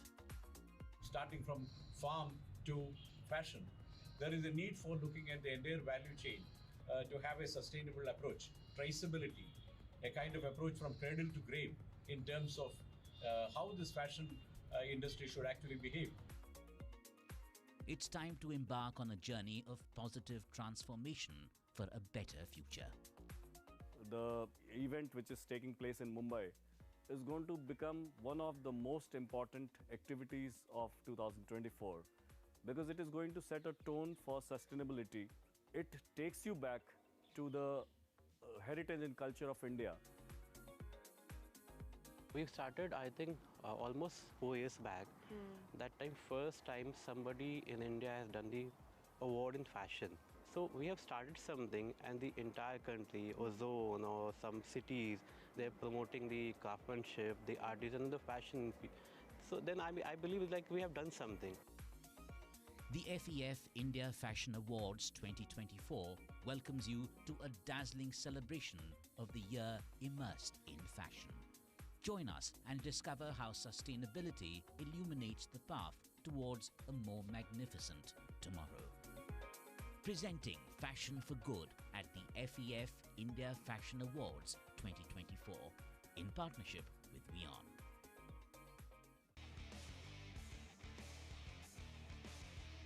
उड़े देश का आम आदमी यशस्वी प्रधानमंत्री श्री नरेंद्र मोदी जी के इस vision ने regional and international air connectivity को दिए हैं नए आयाम। नए भारत का नया उत्तर प्रदेश बनकर उभरा है सर्वाधिक इंटरनेशनल एयरपोर्ट वाला राज्य। भगवान बुद्ध की तपोभूमि कुशीनगर में इंटरनेशनल एयरपोर्ट शुरू होने के 25 महीने में ही मर्यादा पुरुषोत्तम प्रभु श्री राम की जन्मभूमि अयोध्या में प्रारंभ हुआ है। महर्षि वाल्मीकि अंतर्राष्ट्रीय हवाई अड्डा अयोध्या धाम का संचालन। जब नियत नेक हो तो इसी तरह से काम होता है, इसी तरह के नतीजे मिलते हैं। ये अयोध्या नगरी भी तो इसकी साक्षी है। माननीय मुख्यमंत्री योगी आदित्यनाथ के नेतृत्व में देश के एविएशन मैप के शीर्ष पर है उत्तर प्रदेश। एयरपोर्ट से ऊंची उड़ान, कनेक्टिविटी को नई पहचान। Amidst our love affair with trends, we must pause. Our planet is pleading for us to embrace sustainability in our lifestyle. Let's champion fashion for good. In a world where fashion often comes at a cost, we are rewriting the narrative.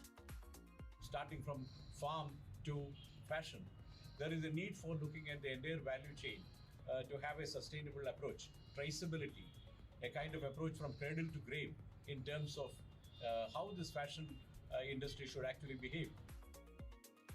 It's time to embark on a journey of positive transformation for a better future. The event which is taking place in Mumbai is going to become one of the most important activities of 2024 because it is going to set a tone for sustainability. It takes you back to the heritage and culture of India.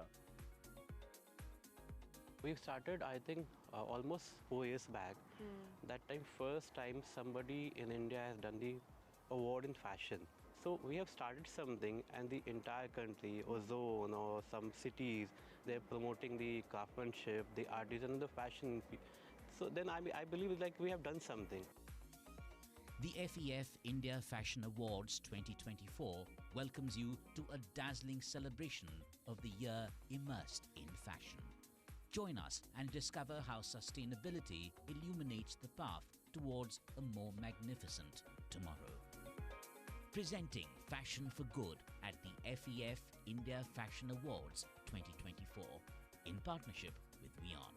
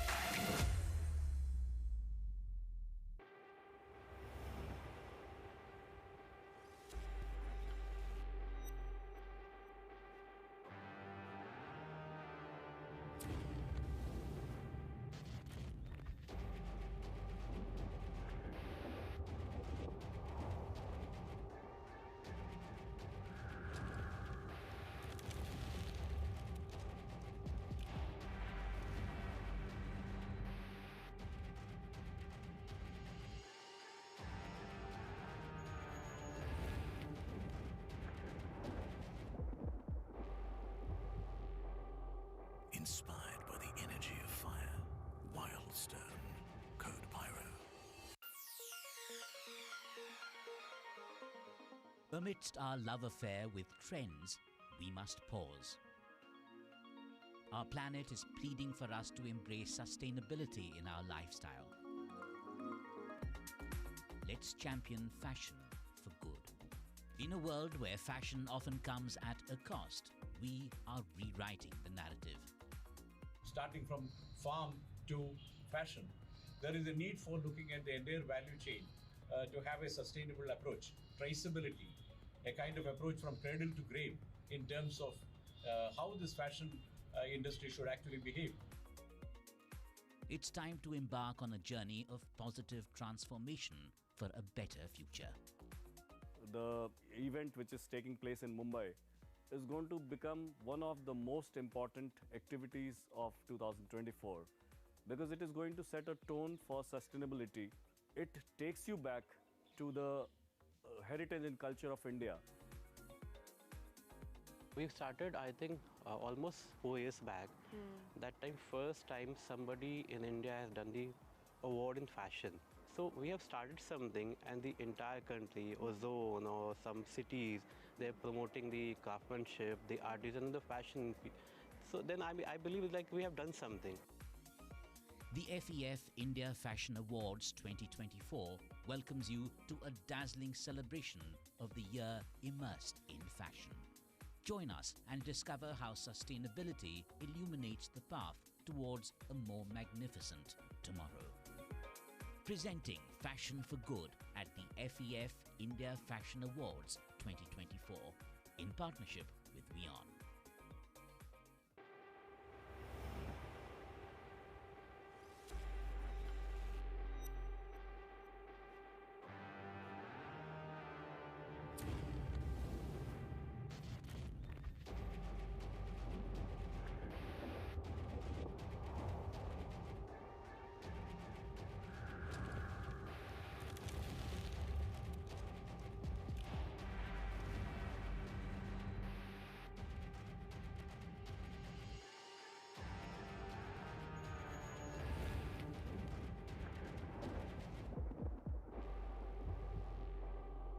Inspired by the energy of fire, wild stone, code pyro.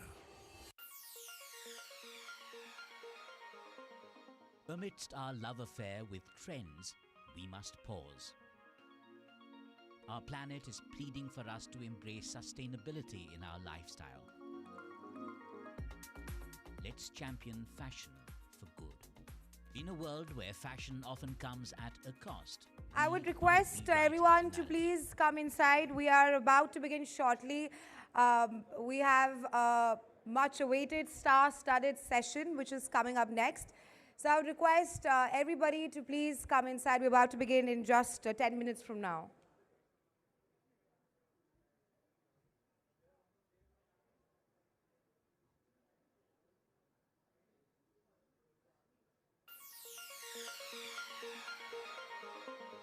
Amidst our love affair with trends, we must pause.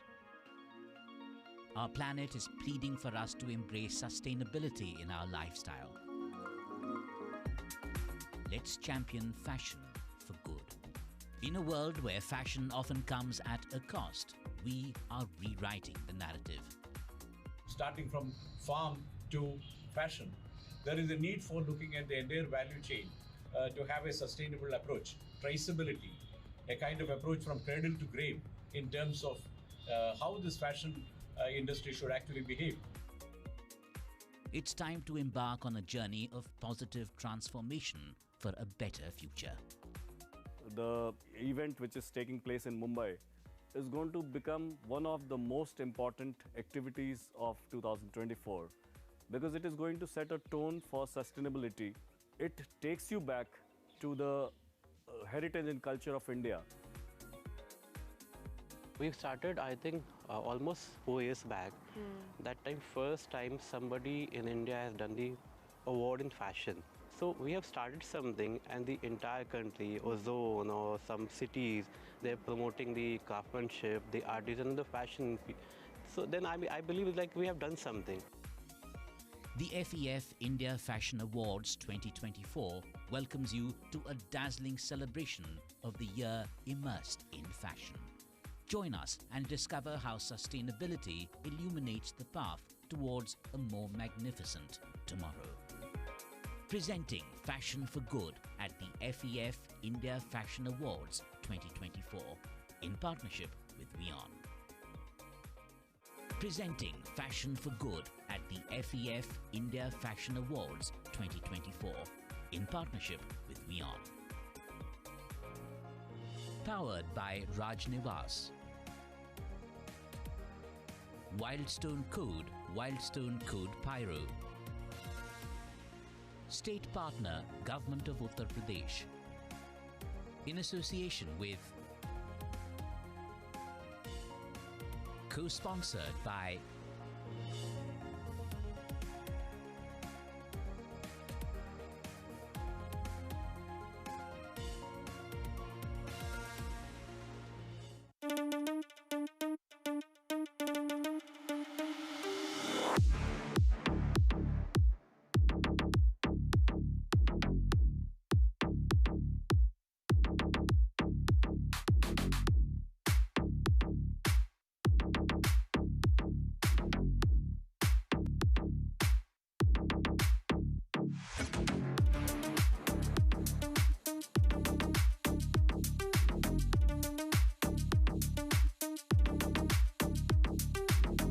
This is the first fashion award given the first recognition to artisans of India, who are the soul of this country's textile and fashion.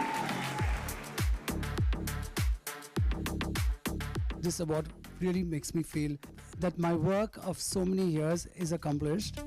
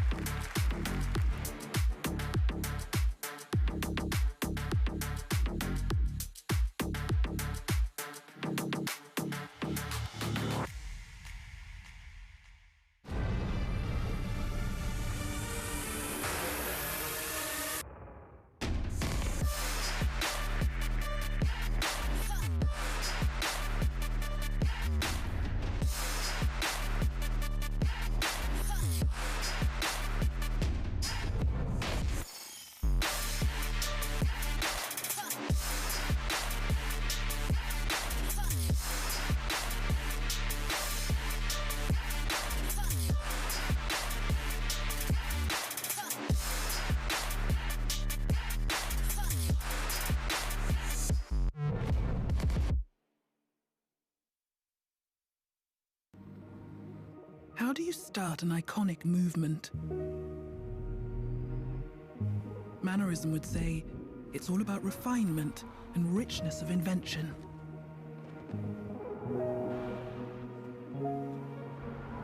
Classicism would say it's all about form and craftsmanship.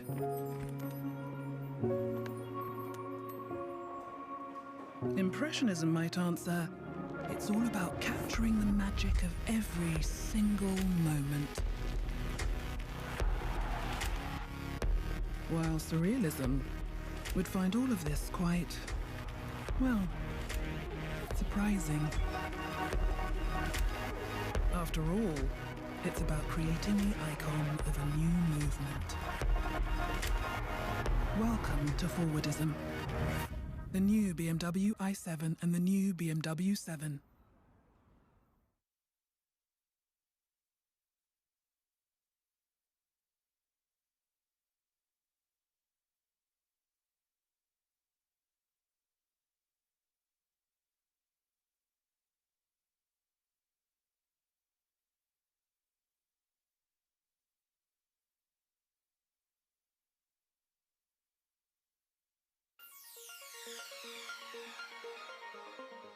Amidst our love affair with trends, we must pause. Our planet is pleading for us to embrace sustainability in our lifestyle. Let's champion fashion for good. In a world where fashion often comes at a cost, we are rewriting the narrative. Starting from farm to fashion, there is a need for looking at the entire value chain to have a sustainable approach. traceability, a kind of approach from cradle to grave in terms of how this fashion industry should actually behave. It's time to embark on a journey of positive transformation for a better future. The event which is taking place in Mumbai is going to become one of the most important activities of 2024 because it is going to set a tone for sustainability. It takes you back to the heritage and culture of India. We've started, I think, almost 4 years back. That time, first time somebody in India has done the award in fashion. So we have started something, and the entire country, or zone, or some cities, they're promoting the craftsmanship, the artisan, the fashion. So then I believe like we have done something. The FEF India Fashion Awards 2024 welcomes you to a dazzling celebration of the year immersed in fashion. Join us and discover how sustainability illuminates the path towards a more magnificent tomorrow. Presenting Fashion for Good at the FEF India Fashion Awards 2024 in partnership with WION.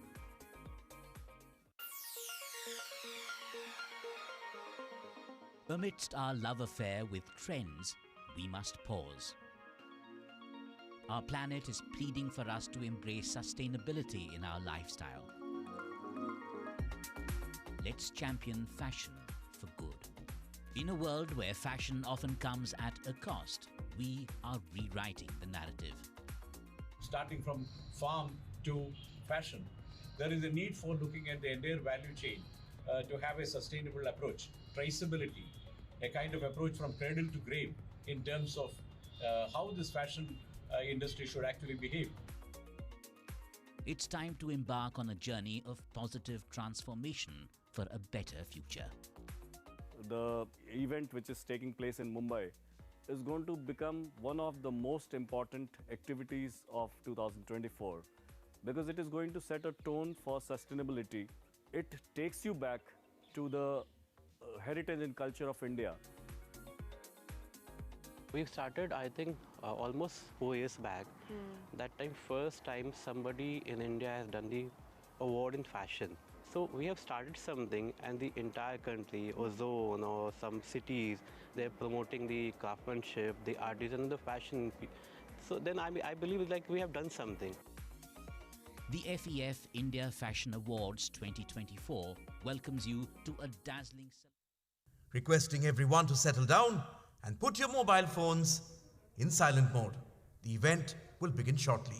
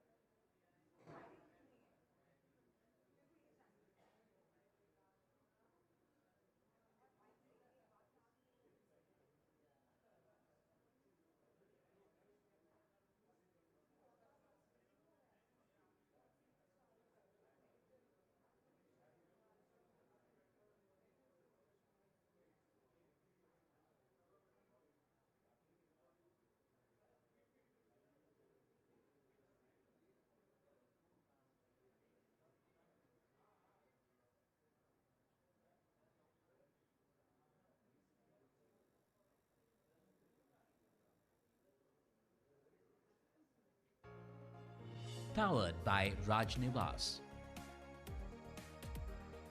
Wildstone Code Pyro. State partner, Government of Uttar Pradesh. In association with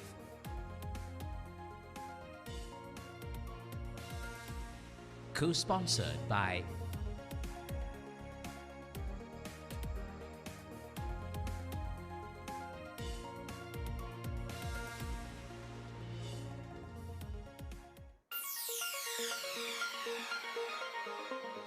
Amidst our love affair with trends, we must pause.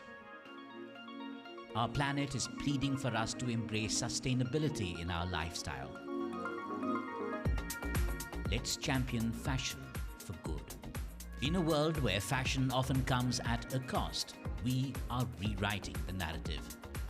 Starting from farm to fashion, there is a need for looking at the entire value chain to have a sustainable approach, traceability, a kind of approach from cradle to grave in terms of how this fashion industry should actually behave. It's time to embark on a journey of positive transformation for a better future. The event which is taking place in Mumbai is going to become one of the most important activities of 2024 because it is going to set a tone for sustainability. It takes you back to the heritage and culture of India. We've started, I think, almost 4 years back. That time, first time somebody in India has done the award in fashion. So we have started something, and the entire country, or zone, or some cities, they're promoting the craftsmanship, the artisan, the fashion. So then I believe like we have done something. The FEF India Fashion Awards 2024 welcomes you to a dazzling celebration of the year immersed in fashion. Join us and discover how sustainability illuminates the path towards a more magnificent tomorrow. Presenting Fashion for Good at the FEF India Fashion Awards 2024 in partnership with WION.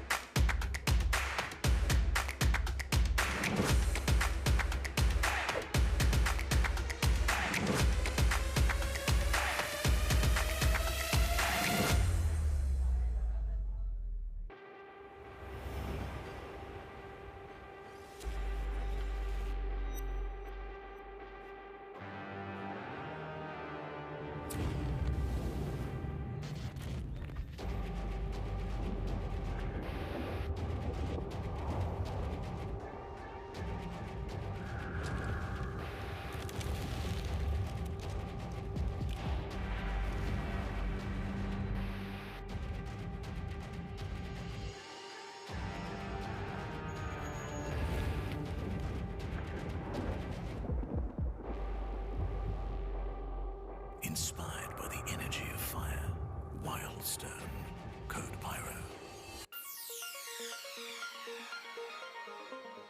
Amidst our love affair with trends, we must pause.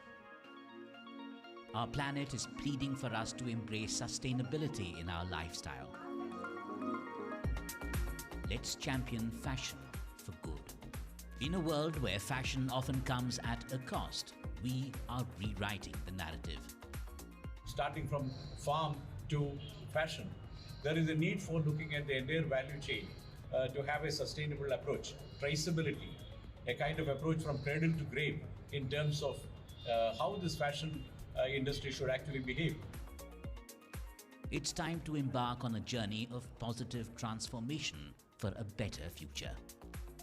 The event which is taking place in Mumbai is going to become one of the most important activities of 2024 because it is going to set a tone for sustainability. It takes you back to the heritage and culture of India. We've started, I think, almost 4 years back. That time, first time somebody in India has done the award in fashion. So we have started something, and the entire country, or zone, or some cities, they're promoting the craftsmanship, the artisan, the fashion. So then I believe like we have done something. The FEF India Fashion Awards 2024 welcomes you to a dazzling celebration of the year immersed in fashion. Join us and discover how sustainability illuminates the path towards a more magnificent tomorrow. Presenting Fashion for Good at the FEF India Fashion Awards 2024 in partnership with WION.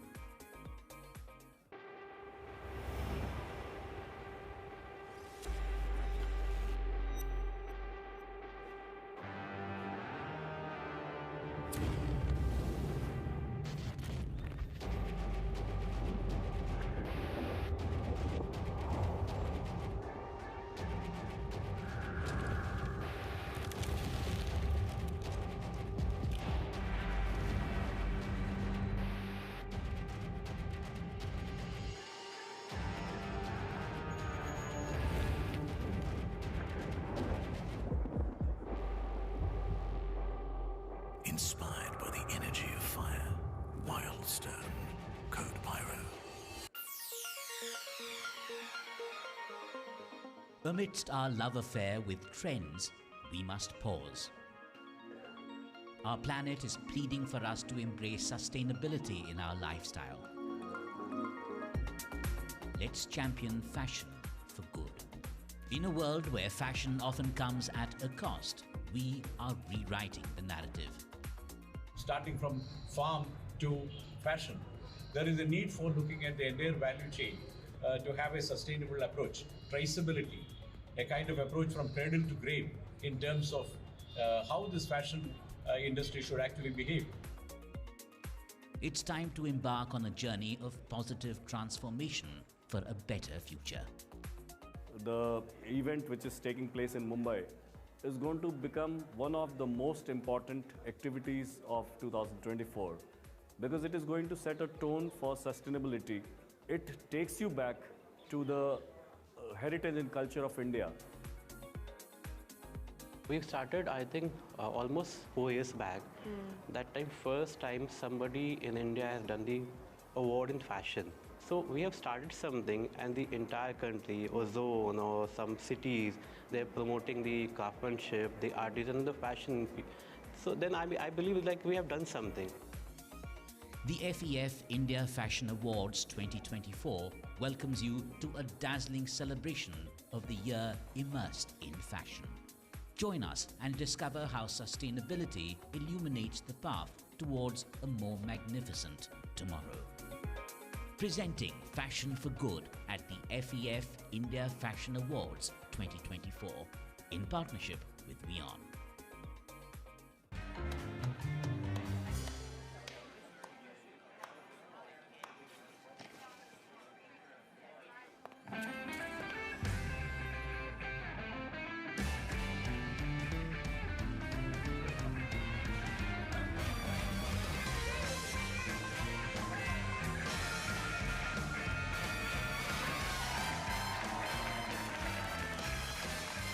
Rajnivas premium इलायची सोच जो करे राज।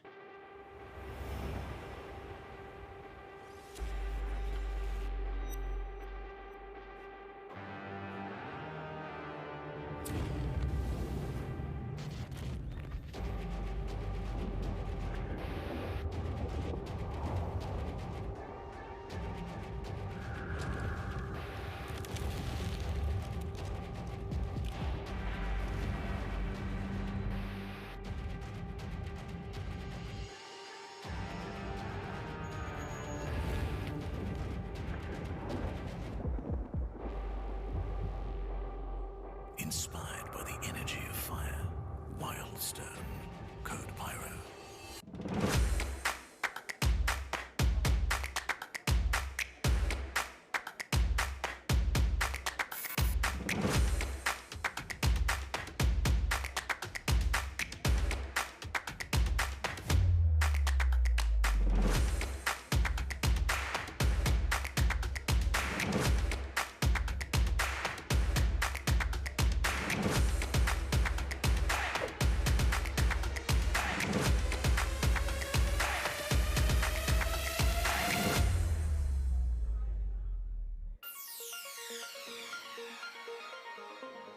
Amidst our love affair with trends, we must pause. Our planet is pleading for us to embrace sustainability in our lifestyle. Let's champion fashion for good.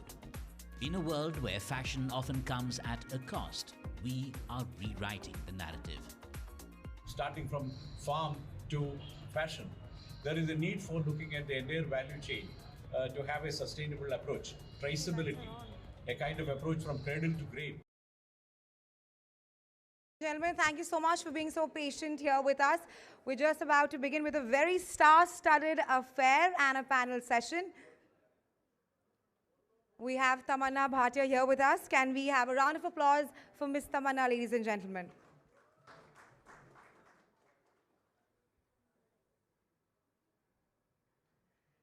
All right then, thank you so much for being here with us. Our next session is going to be a star-studded affair, like I mentioned earlier, with the stalwarts from fashion and cinema. We'll delve into the symbiotic relations in how they can influence societal perceptions and perhaps adoption of sustainable fashion. And for the same, I would now like to call our next set of panelists. Ladies and gentlemen, hold on to your breath. Our first panelist is a global diva. She's known as the Queen of Prints and is a symbol of those with an ardor for fashion. Please welcome Miss Masaba Gupta. A round of applause for Miss Gupta, ladies and gentlemen. Yes, please. I'd also like to call on stage Miss Tamanna Bhatia, who's a renowned actor and has won accolades in Telugu, Tamil and Hindi cinema. A round of applause for Miss Bhatia, ladies and gentlemen.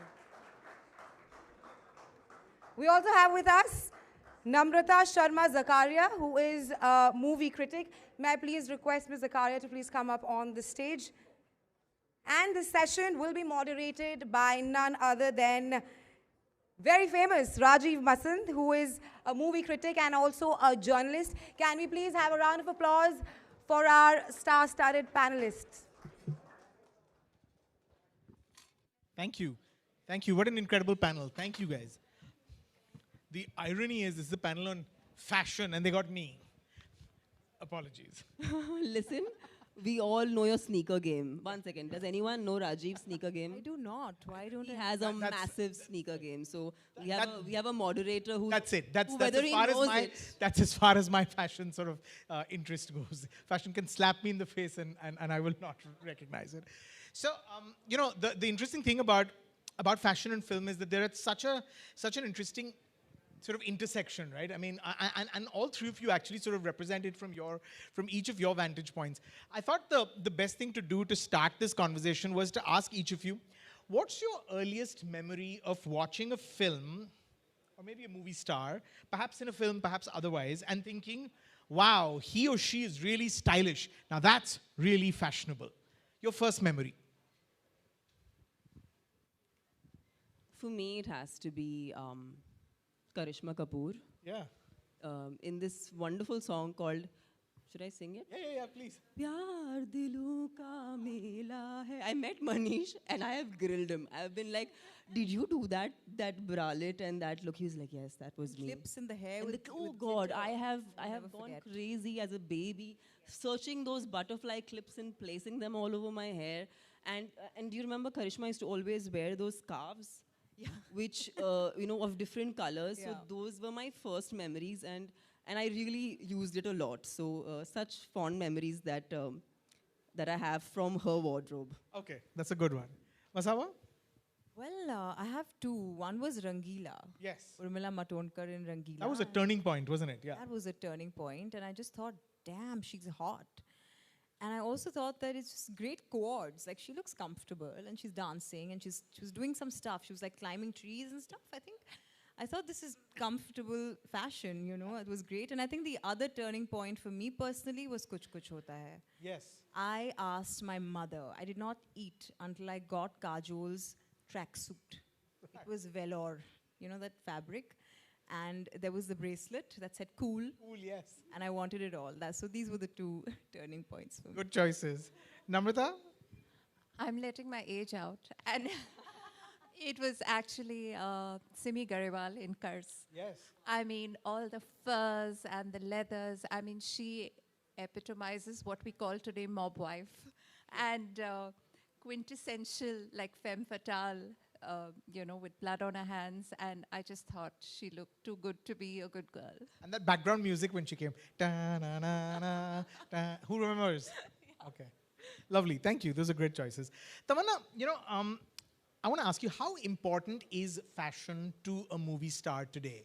You know, it feels like you have to be on all the time. You're constantly being photographed. You can't go to the gym in a pair of sweatpants. You can't go to the airport without being sort of, you know, judged and photographed. And the question I want to ask is that something that one has come to sort of embrace, or is it a lot of pressure? And because you've been doing this for many years, I want to ask you if you feel like there's been a significant change in the way it was, say, 10 years ago. I feel like when I just about had started my career, that time there were costume designers that created looks for individual actors from the point of view of their character, and yet kind of creating a sort of a fashion statement for the masses and people to follow. But the beauty of that time was... But this was for the screen, for on-screen. For on-screen. Right. But at that point, there was a beauty where they were specifically making it to that particular actor. I saw a lot more style coming out at that point. I saw a lot more individuality coming out at that point. Today, maybe the fact that there's so much exposure and there's international fashion available on your fingertips, I feel like somewhere people have not been able to channel themselves more effectively than they would before, because before I think the outlets were far and few, so they had to really kind of think and feel and then kind of dress up, even if it was the way it was. Yeah. I saw a lot more individuality then. Today I feel like there is just this feeling of finding yourself through fashion, which is what happened to me. And there came a point that this line somewhere got blurred, where, you know, what was happening in the movies and what was happening in the fashion industry kind of blurred. And that is the point, actually, I went through a metamorphosis where I discovered what is my personality, what do I actually like to do, because there's just too many various kind of influences. Right. So I think for an actor today, what's most important is to, and also maybe our job is to play different characters. Yeah. So we have the ability to change and become something every time, which is something new. But what's even more difficult is to still retain your personal character, to still retain your sense of self. And I think this is a constant quest for an actor. But I think what I have been able to do till today is make the choices I made and not be apologetic about it, because you have to make a very safe space for actors to fail. It could be in the space of fashion, it could be in the whatever choices. So I think that has really helped me evolve and come to a place where I feel really good about expressing myself through fashion. And I don't feel the need that, yes, I understand there are cameras on us all the time. And now I feel like I'm doing this to express myself, mostly, less to kind of impress. Because I feel like if you're not feeling good, it's just not possible to make anybody else feel good about it.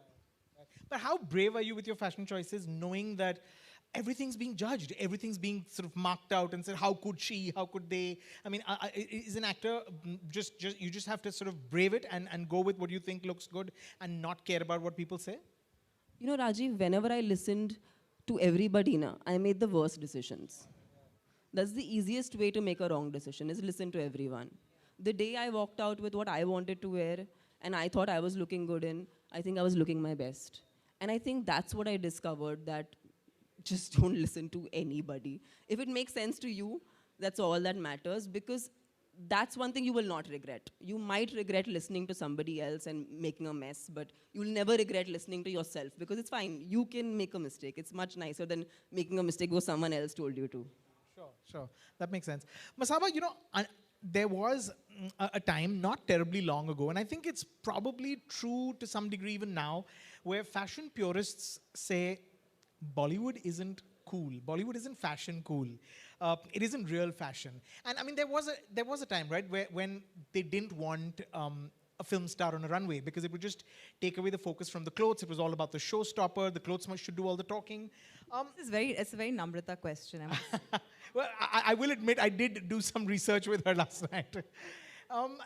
What changed? Well, you're right. I think for a very long time, the supermodel was the supermodel and an actor was an actor. And they both stood their ground very firmly in their respective professions.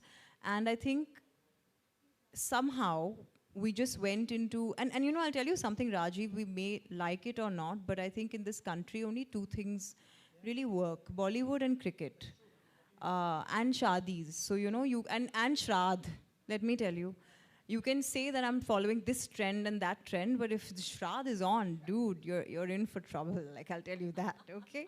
So you can have the best collection in the world, but if it's not the time for it, no one's buying it. Right. I think somehow the supermodel got exhausted. And then we had, I mean, I think I always say the last of the supermodels were what? Candice Pinto and Carol Gracious and that lot. And I loved working with them. I loved having them in my clothes. But I didn't get to work with the OGs, as they say. I didn't make my debut by then. But I think somewhere they got exhausted of, the runway itself got very exhausting. You know, that same banquet, runway, same backdrop, only this LED is changing in the back, and then, you know, your clothes are coming out one after the other. I think it just got exhausting for people.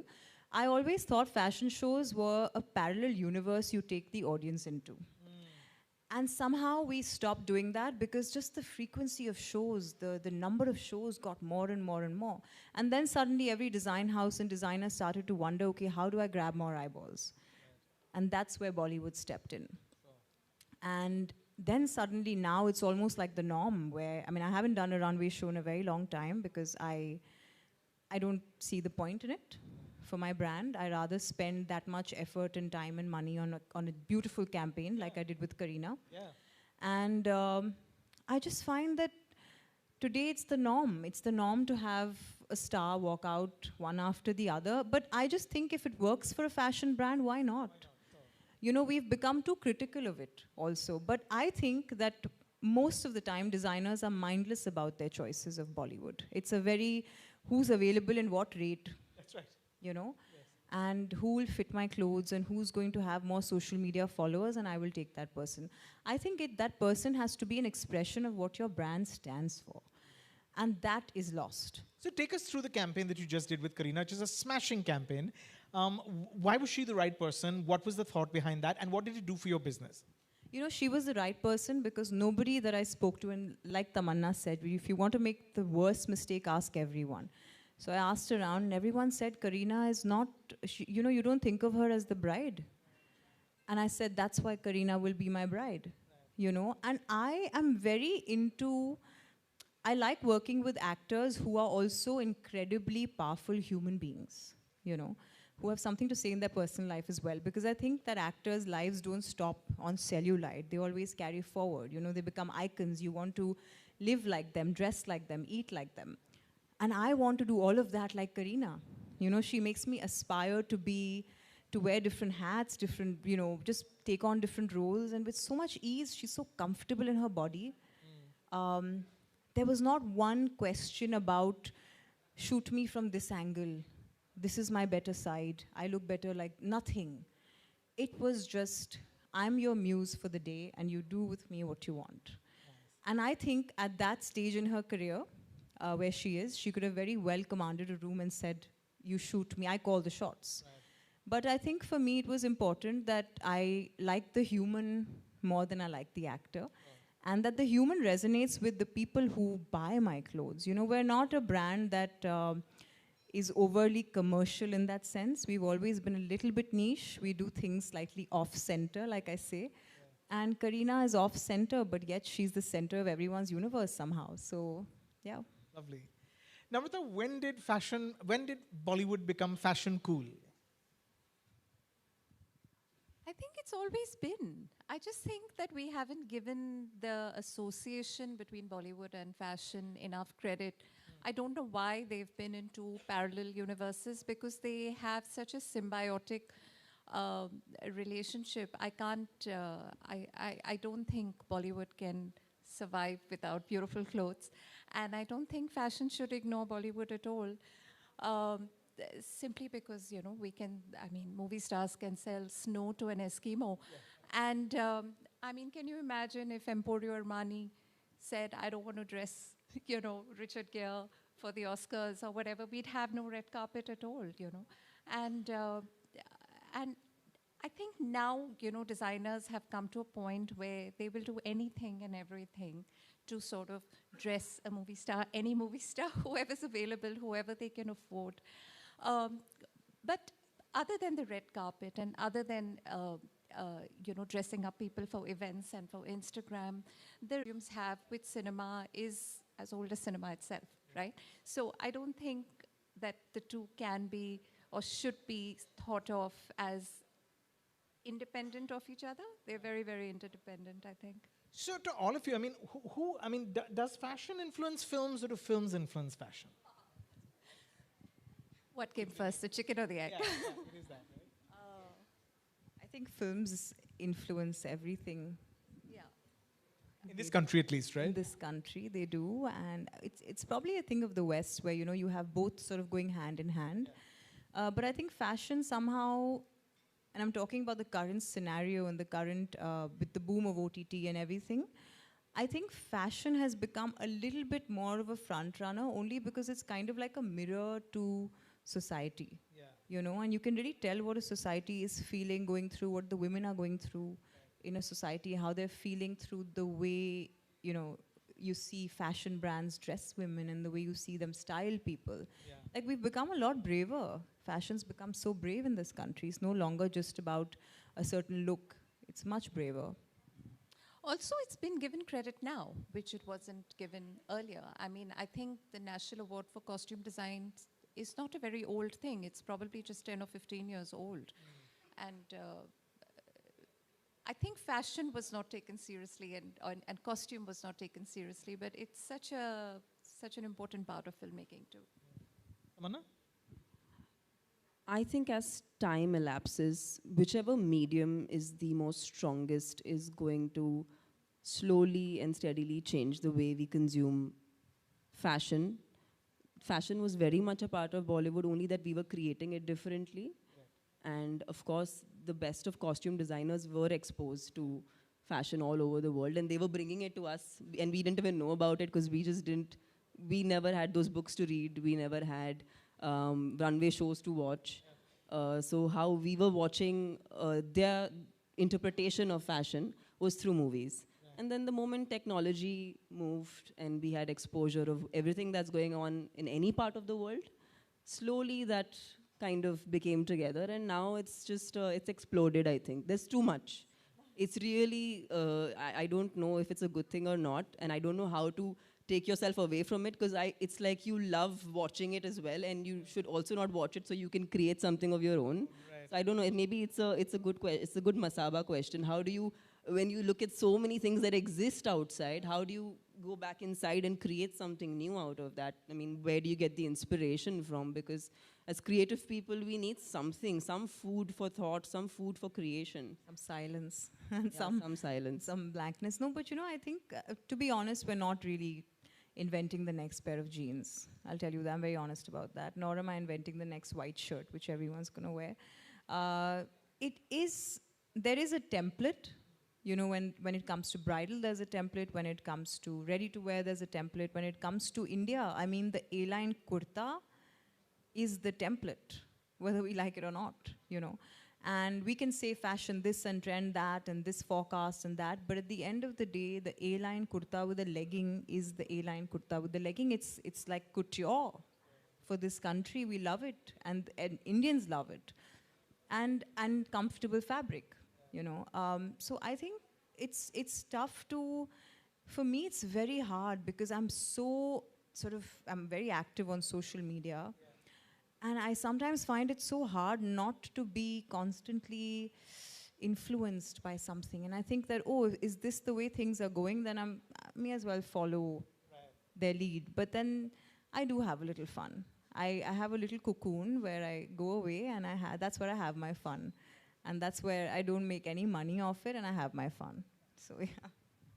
You know, I want to take off from something that Namrata said, and I want to ask you, Tamanna. She said costume is such an important part of Bollywood and of film. And it's true, isn't it? And I want to get your sense as an actor. The designer I mean, how much of what you're wearing, what your character's appearance is going to be, and I largely mean costume, becomes your in for understanding that person that you're going to be playing? Is costume a big part of helping you become that character? Understanding what she's going to wear, is that a great way to sort of figure out who this person is and how you want to play them? So nowadays, how I do it is I first try to figure out what I think the character is, and then I try to figure out how would this character dress. And then there are, there are these points where we talk as much as possible to the costume designer on board that project to actually create something that is what the character we think would be, and somewhere it has to feel natural to me as well. If I'm playing that part, I have to make it my own. And I have always firmly believed the moment you walk onto a set with that costume and whatever that get-up is, I think if you get it right, I think 50% of the battle is won. And then, of course, you can, you enhance it with everything, your heart and soul and your blood that you put into it. But I think 50% of the battle is won if you get the look right. Masama, have you done films? Have you ever worked on? Listen, let's not talk about it because no. Rather forgotten, is it? It's a bit traumatic. But I'll tell you my biggest regret in life is, and I only have one regret because I don't regret anything. It's I couldn't do Mr. Bhansali's Ram Leela. I was offered to do costume for that, and I couldn't do it for various reasons. And it is the single greatest regret of my life. Okay. And at that time, it was meant to be, I think, Kareena and Ranveer in the lead, and we got down to it. I mean, we started thinking of let's go to Kutch and get the costumes and the fabric and this and that. But it was my greatest regret. And also I think I'll never forget that phone call. Yeah. But no, I never did film after that. I don't think that I'm cut out for it, Rajiv, to be honest. I see how costume designers go through the process of a film. And I think you can either do that and have a very strong team do that, or you can run a brand and a label. And I think I'm cut out to run a brand and a label. Namrata, can you talk about sort of costume in film, in modern Hindi cinema, and how that's evolved? I mean, you pointed out, and quite rightly so to me yesterday when we were chatting, that the first Indian to ever win an Oscar was Bhanu Athaya and you attended her exhibition of her archives recently. Can you talk about the evolution of sort of costume in Hindi cinema over the last maybe 25 years, if you like, or longer? I think it's come into its own, in a very strong credit. It's really part of what is, I mean, Bhanu, unfortunately, I don't even know how many films she must have done, hundreds of films that she styled, and for everybody. But she was forgotten. She was pre-internet.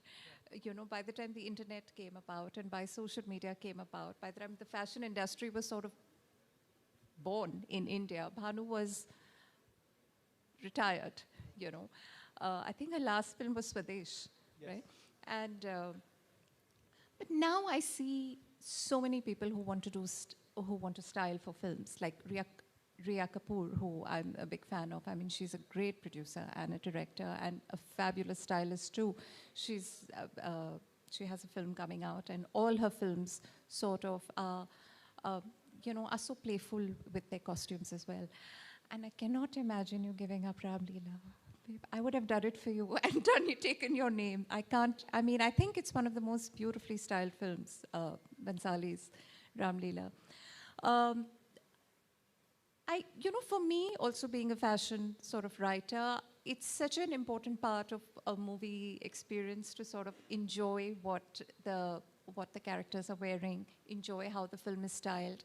And I find myself enjoying a lot of cinema that may not be a great story in terms of, conflict or resolution or whatever. But if the movie stars look good, if the actors look good, I'm happy, and I don't think it's polite to sort of tell you which these films are, but, so many films today take their costumes so seriously as much as they do their cinematography or the lighting or something like that. And I think that's really integral because, I think styling a film is now a prism, costume is now a prism. It's a new way to sort of approach cinema as technically superior cinema. And I was talking to Vidhu Vinod Chopra a couple of months ago, just before his amazing 12th Fail release. And, we were, of course, talking about costume and how he's done it. And most of his characters are very, dressed as normal people are. And then there was a film that he made, one of his oldest films. I don't know if you remember it, Khamosh. Yes. It's not available digitally, but I recently saw it at a film club. And not only were the actors at the time wearing their own clothes, Tamanna would be very happy, but they also had their own names, like Soni Razdan plays Soni Razdan, and Shabana Azmi plays Shabana Azmi, and I think Amol Palekar is also himself. Of course, he's a murderer, which is unimaginable. But imagine from that to where we are today, to the glamour that costume sort of brings cinema, to the realism it sort of brings it. And I think actors today are not just, actors, they're also public figures in the age of Instagram. Deepika Padukone is worth 500 crores, and I don't think all of that is from, her acting. A lot of it is, from her campaigns. So I think looking good and dressing for the part every day, whether you're going to the gym or the airport, is such an integral part to the movie stardom today. But is it exhausting, Tamanna? Well, it's exhausting if you don't enjoy it. Right. So the idea is to start doing things that you enjoy. The moment you start enjoying, like for me, there was a phase where I wanted to dress to the airport. But then there are days I don't want to dress to the airport. There are days I want to wear just a kurta and go, and I do that. Because I feel like your mood is actually a great way to even get inspired. Because I feel like sometimes when you don't have anything in mind, sometimes you come up with something really creative. And I have many a times discovered things when I've been in a lot of constraint. And I feel like creativity comes out of constraint when you don't have the things you need. Right. So I actually use that as a food for whenever I want to dress up. Masaba, you're an actor as well now, and a pretty good one, in both in the show, Masaba, and out of work actors, more like. What is that like? Do you call the shots on what you wear when you're on screen? Listen, that was really hard not to do. Okay, because I just feel like it was modern love. Masaba season 1. I remember I was like, should I be saying that cushion shouldn't be that color? Is that my department? No, it's art. And then someone screams art, and then something else happens. And I'm like, oh, wow, there's so many people just to move a cushion or whatever, On the fashion piece, I did not get involved, and that's the only advice that I asked my mother for. I said, is this my business? She said, no, not at all. Stay out of it. Let people do their job. You do your job. On this set, you're an actor. So I did that, and I had a great time.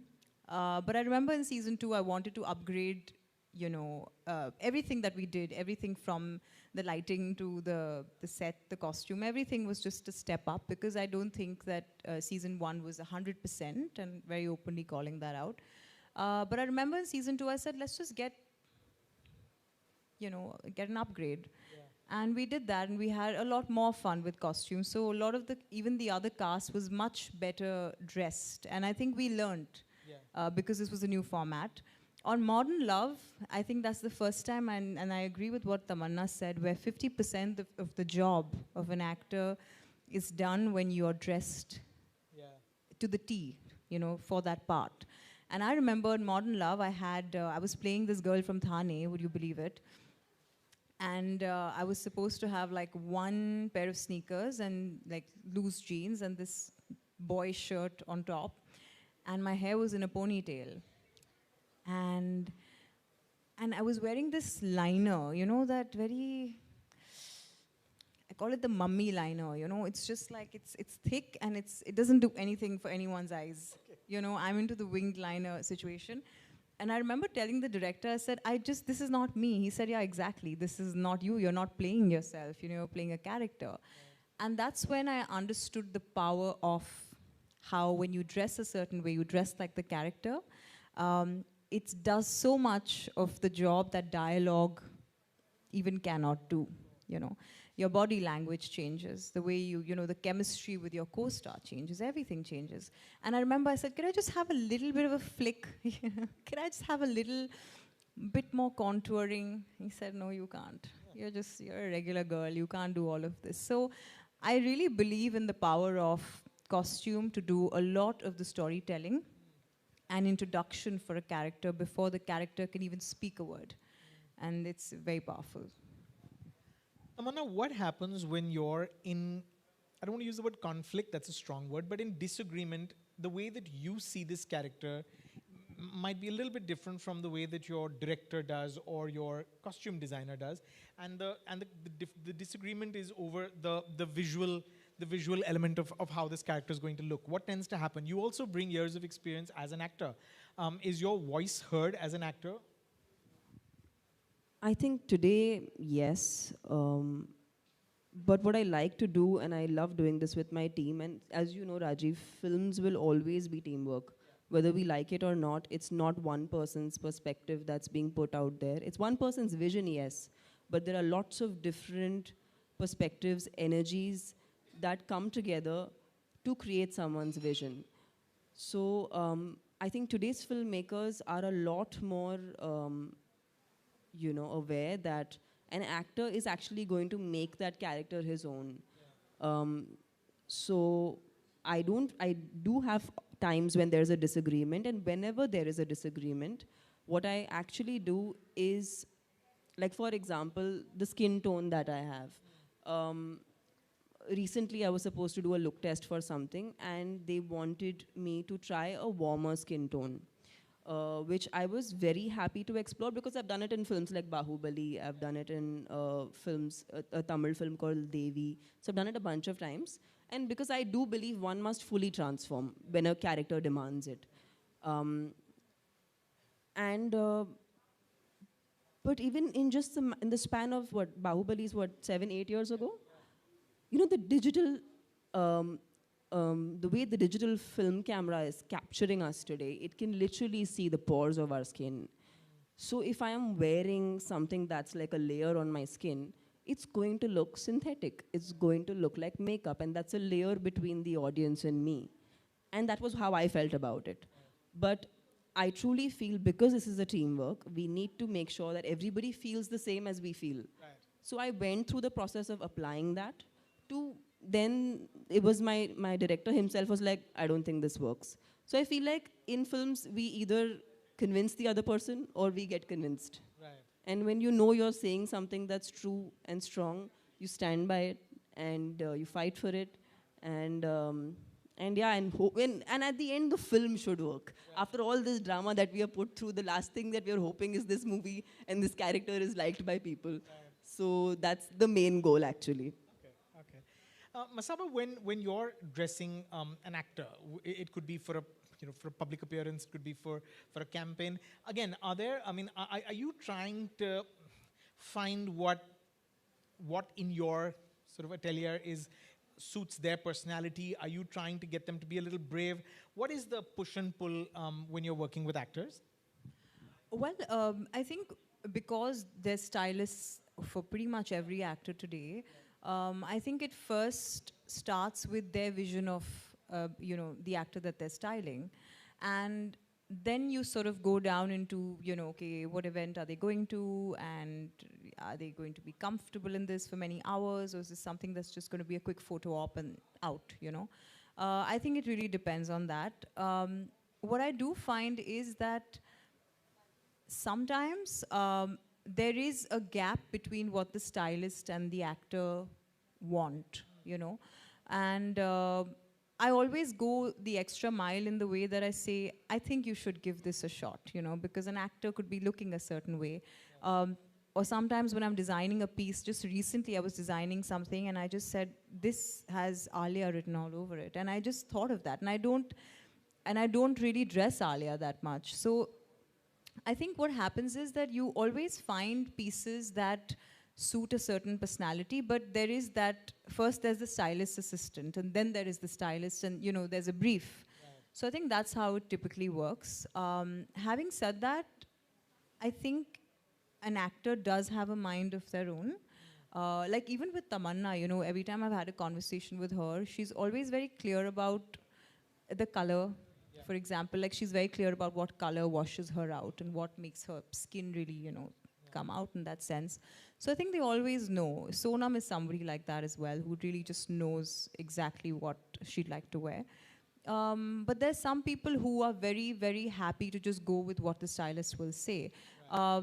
But yeah, there are pieces that I see and I just think that, oh, this has this actor written all over it, and I actually sometimes just keep it away and I don't give it to anyone else because I think it'll do that person justice. Right. And if it doesn't, that's fine. But I think that, yes, every actor in our country does have a very strong personality, straight from the top all the way down. And I think that they all know their bodies so well. You know, even someone like Kareena really understands her body and its strengths, its weaknesses, everything. And she's very happy to be clear about that. Yeah. Namrata, let's talk about the red carpet, which has become a multi-million-dollar industry in itself, hasn't it? From the time that we were sort of cub journalists. Tell us what the sort of the pressure and the importance of the red carpet today, and then we'll ask them, you know, the pressure that's on them to light up the red carpet. I mean, I'm sure there is for movie stars, right? I mean, even if it's somebody's private party or a Diwali party, and you know everybody's invited, you'll see everyone having the stylist come home, getting a photographer home, doing the hair and makeup, getting the screen put out. Everything is now for the gram, right? So, and that costs money too. So, you know, there was this actor, I can't remember her name, but she put together, it was during Mami, just how difficult and expensive it was to sort of compete in that red carpet game. It's not for everybody because it can just cost $1 lakh for just a photo or maybe That was actually anything. an incredible post by Rajshri Deshpande, who spoke in detail about the pressure that it puts on people that don't want to do it or can't afford to play that game because they don't think it's that important to what their ambition is. Yeah, and I ran into her the night when, you know, she was dressed up, and I mean, my heart really broke because we never think of it. You know, we also, you know, as journalists, we're also gawkers, you know, we're voyeurs, we want more, we want to be entertained. We're also cinema goers, and, you know, let's face it, in India, cinema is like the biggest escape that we have, you know. Half our country probably skips lunch to buy a movie ticket and go for a matinee show. So it's that important to us. But I see the pressures of the red carpet today. I see that, you know, India has multiple luxury brands sort of coming in who want a piece of the Bollywood pie, because if they don't have it, they don't have anything. I mean, there's no discerning customer, none of that. I see that a lot of Indian brands, who we now call homegrown luxury, I mean, they're coming into their own so beautifully. I mean, look at what Masaba's built, you know, in very few years. And I think all of that sort of stems from this synthesis between Bollywood and fashion, between what the red carpet and how powerful it can be, you know, how game-changing it can be for somebody's career or somebody's brand or, you know, just image management. And I mean, it's a whole industry. It's a whole industry. I mean, people think Indian fashion is all bridal. It's completely, you know, the needle is pretty much shifting towards celebrity dressing and the red carpet. And I mean, we just had a big, amazing wedding that sort of, you know, the Jamnagar edit, as I call it, sort of married the big Indian wedding as well as the big Bollywood tamasha. And I mean, how much fun was that, right? Masaba, Tamanna, I mean, Masaba is someone who both dresses people for the red carpet and hits the red carpet herself. I mean, what is the kind of pressure, Tamanna, as someone who has to do that day in and day out? How much time, how much thought, how much money goes into looking like that, and just the pressure of it? You know, Rajiv, I went to one particular event in which I was dressed up in a gown where it was so tight that my stomach started to hurt and I had to leave the event and I had to go. So as actors, I think we're always trying to put the best version of ourselves, because somewhere we realize that just like when I was a young girl, I got inspired by a film actor.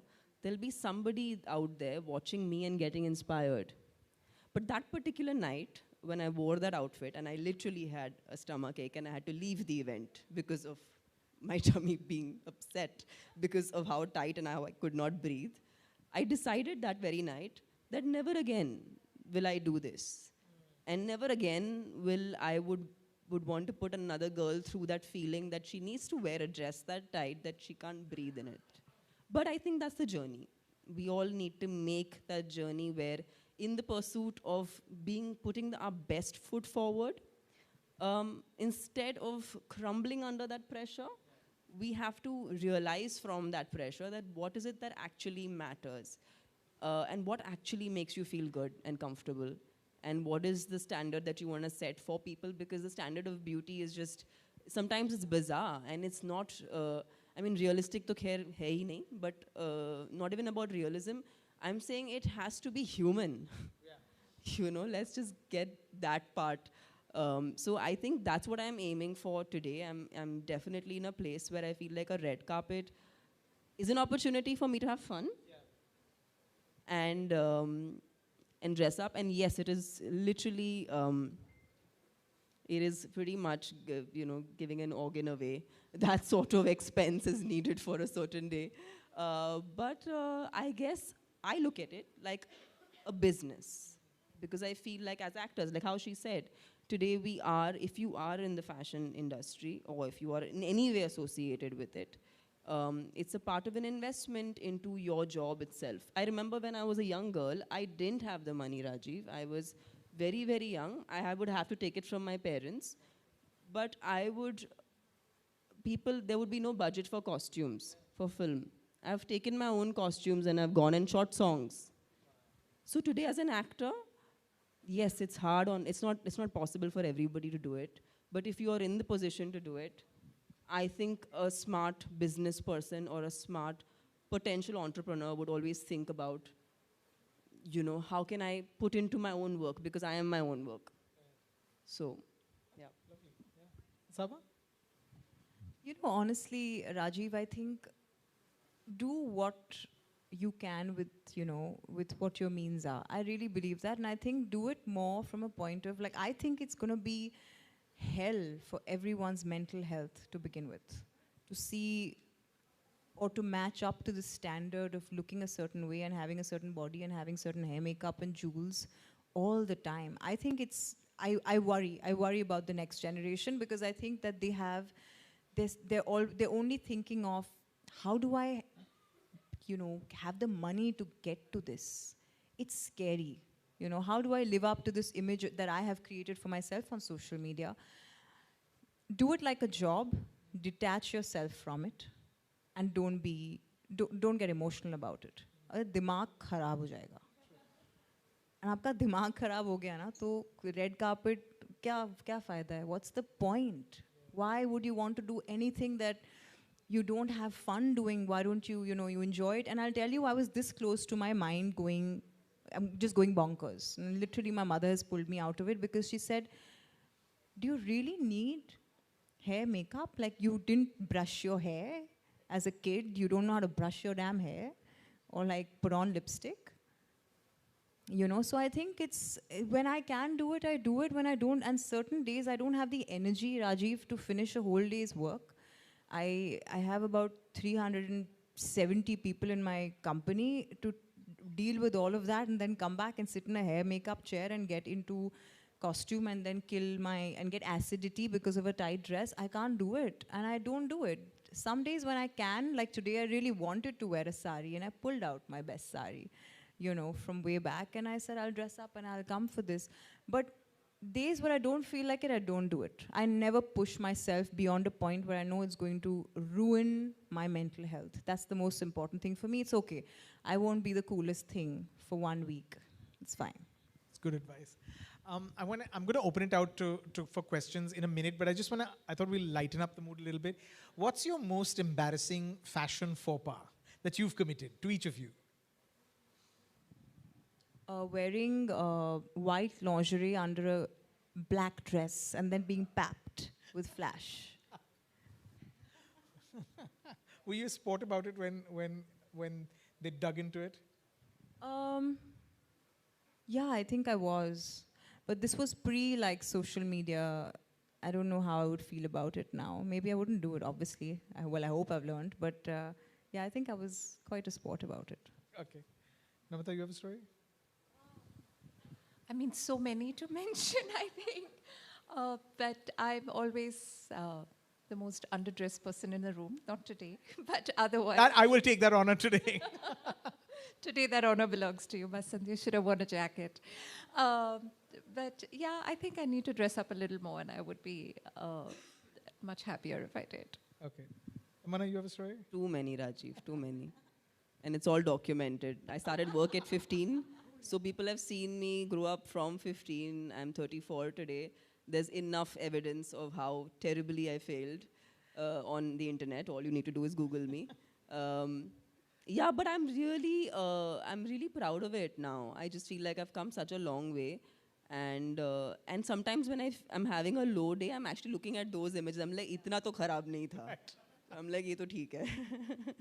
You know, that's an interesting point, and I want to ask all three of you. You know, the thing about films and fashion and any form of art is that, you know, does it hold up when you look back at it? And I know this because we look at films and I look at Dil Chahta Hai and I say, you know, it holds up. 20 years later, it still holds up. You know, what is important? Are you thinking about that when you're creating fashion, when you're creating a look? Is it going to hold up? Because, you know, I look at old films and I'll tell you the thing about Dil Chahta Hai. The fashion sometimes isn't holding up in that film. There's this one song, Koi Kahe, it's that disco song, and I'm like, I can't believe they wore that stuff. So what is, I don't know, I mean, like, a lot of stuff actually, go back to the 80s film. 80s were a blur. We'll just forget the 80s. Everyone was bad in the 80s. But, you know, a lot of 90s stuff also, you look at it and you go like, you know, like they wore that was okay. Are you conscious of that? And or is that just way too much pressure to take on that? What are they going to be thinking 20 years later? For me, I mean, you know, I think it's cyclical. The whole 80s and 90s pretty much came back a couple of years ago with the oversized jackets. Now the big hair, thanks to Miley Cyrus, is back. And it's so like, I woke up like that, you know. But I don't think where fashion independently is concerned, it's meant to be sort of,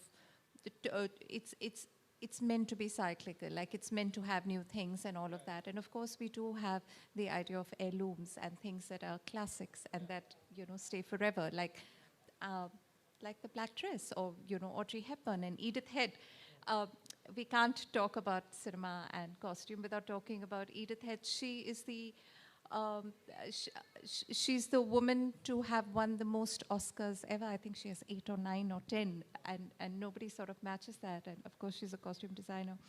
Yeah, but like the black dress, for example, and she dressed Audrey Hepburn for Roman Holiday and Funny Face, Breakfast at Tiffany's, all of that.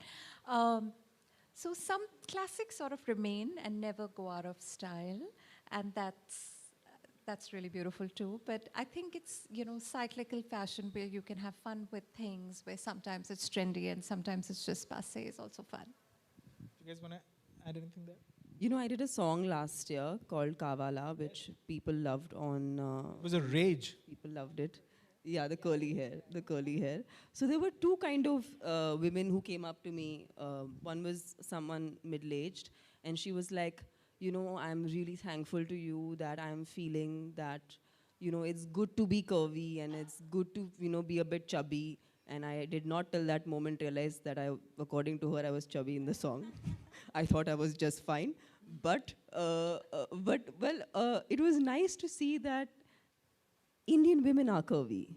Yeah. And if there's one thing that I would really like to encourage through the way I dress today is to embrace my curves and to make women feel great about it, because people want it, and if you have it, I think you should just flaunt it and enjoy it.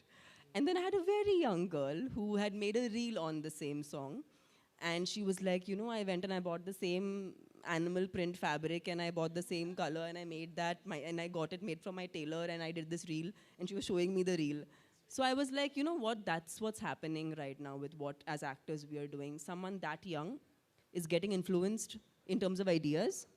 You know, she curled her hair, she did exactly what I did.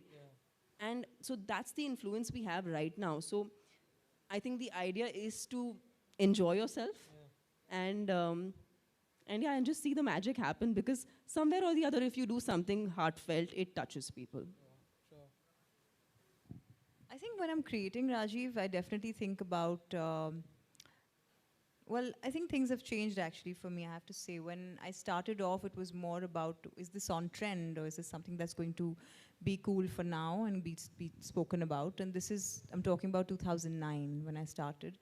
And today when I'm creating something, and when I did my first bridal collection, which was late last year, I remember thinking, you know, I'm not doing this for now. I'm not doing this for the next bridal season, or I'm not doing it for even the next year after that. I'm doing this for women who will hopefully be brides maybe 5, 7, 8, 10 years down the line, maybe 20 years down the line. And I think that's how the largest bridal brands, houses have been built in this country. They have not been built overnight. They've taken 20, 25 years, some of them. So I think as I grew and I matured, my thought process has changed, where I like to do things which kind of stand the test of time. Having said that, when I started off, I think I was one of the few people doing print. And I did the Tamil print, and I did the palm print and all of those prints. And I remember thinking, man, this is way too ahead of its time. And I'll tell you, the first time we started to retail that collection was right after I did Gen Next, and it was at Azza, which is the multi-designer store, and nothing sold. The entire rack has come back to me. And today, those pieces, I think, have people coming to the store and saying, we'll pay anything for a camera print sari, or we'll pay anything for the palm print jacket. And I remember feeling dejected then and thinking I'm not doing the right thing. But I think in some way, you know, subconsciously as creators, there's also a little bit of creative satisfaction that has to come in from the work that you do. And for me, it only comes when I do a little bit of both. It should be a little bit on trend. It should be a little bit of, like I say, fashion is a mirror to society and what society is feeling. It should be a little bit of that, and a little bit of something that can be a classic and last in your wardrobe for a very long time, and hopefully also be passed down. And I think a lot of people initially questioned my credibility as a designer because they said, oh, she just does fun, quirky prints. Try doing it and getting a rack full back in your house. You know, it takes a lot of courage. And I think somehow the guys who do textile and handicraft get a lot more, there's a lot more value attached to it. But I think that to do something cool and kitsch also takes courage. So I think I'll always do a bit of both. I'll do something to, like I say, my work is a bridge between commerce and art, and it will continue to be that. Lovely. Rajiv, sorry, I'll have to tell you one anecdote. Me and Masaba went for breakfast one particular morning, and I cannot tell you, we couldn't eat breakfast because only people kept coming to the table to talk to Masaba and tell her how much they love her collections.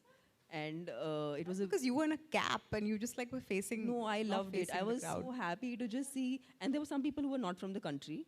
I remember one gentleman who was not from India, and he was wearing her shirt.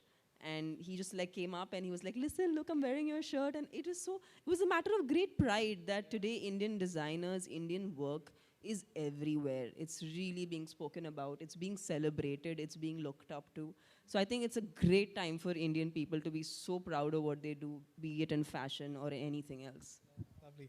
Before I go, just the only other thing I feel we should talk about is men and fashion, right? I mean, that's... You tell us, Rajiv. Wrong person. Why are you not in a printed kitsch jacket? I wish I had the courage. No, but it feels like men have really upped the game as well. Our friend Vijay Verma is the red carpet darling. Just look at him. He is, isn't he? Do you feel like the game's been, the men are raising the bar as well? I think they've always sort of been the bigger spenders. I mean, naturally, simply because they've been the bigger earners. But the men's apparel market, and Masaba will agree, has been like phenomenally huge. But in terms of design, in India, it's always been led by the women designers, by bridal wear. But now I see men have so much fun. I mean, I'm a big fan of how Vijay Verma dresses. I'm not looking at Tamanna. I'm a big fan of how Ranveer dresses. And every actor today is sort of having fun on the red carpet with his Instagram. I mean, it's not just enough to have an amazing body and those fab abs. You know, you also have to up your fashion game.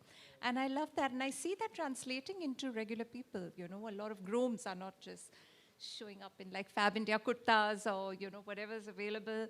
But, you know, effort is amazing, right? It's nice to sort of take effort to sort of dress up, whether you're going to work or you're getting married or you're, you know, a famous person. It's just nice to have, you know, workwear, you know, and I love the fact that men are having so much fun with it. You know, Tamanna, I have to ask, right? Who takes longer to dress up? Rajiv, what do you think? If you know me a little bit, of course him. I take the least amount of time. I'm out in 10 minutes. Okay, we'll open it out to, if anyone has questions, you'll raise your hand and we'll send a mic to you. The gentleman there, I think we can take maybe 3 questions. Can we send a mic to the gentleman there, or he can stand up and... just go for it.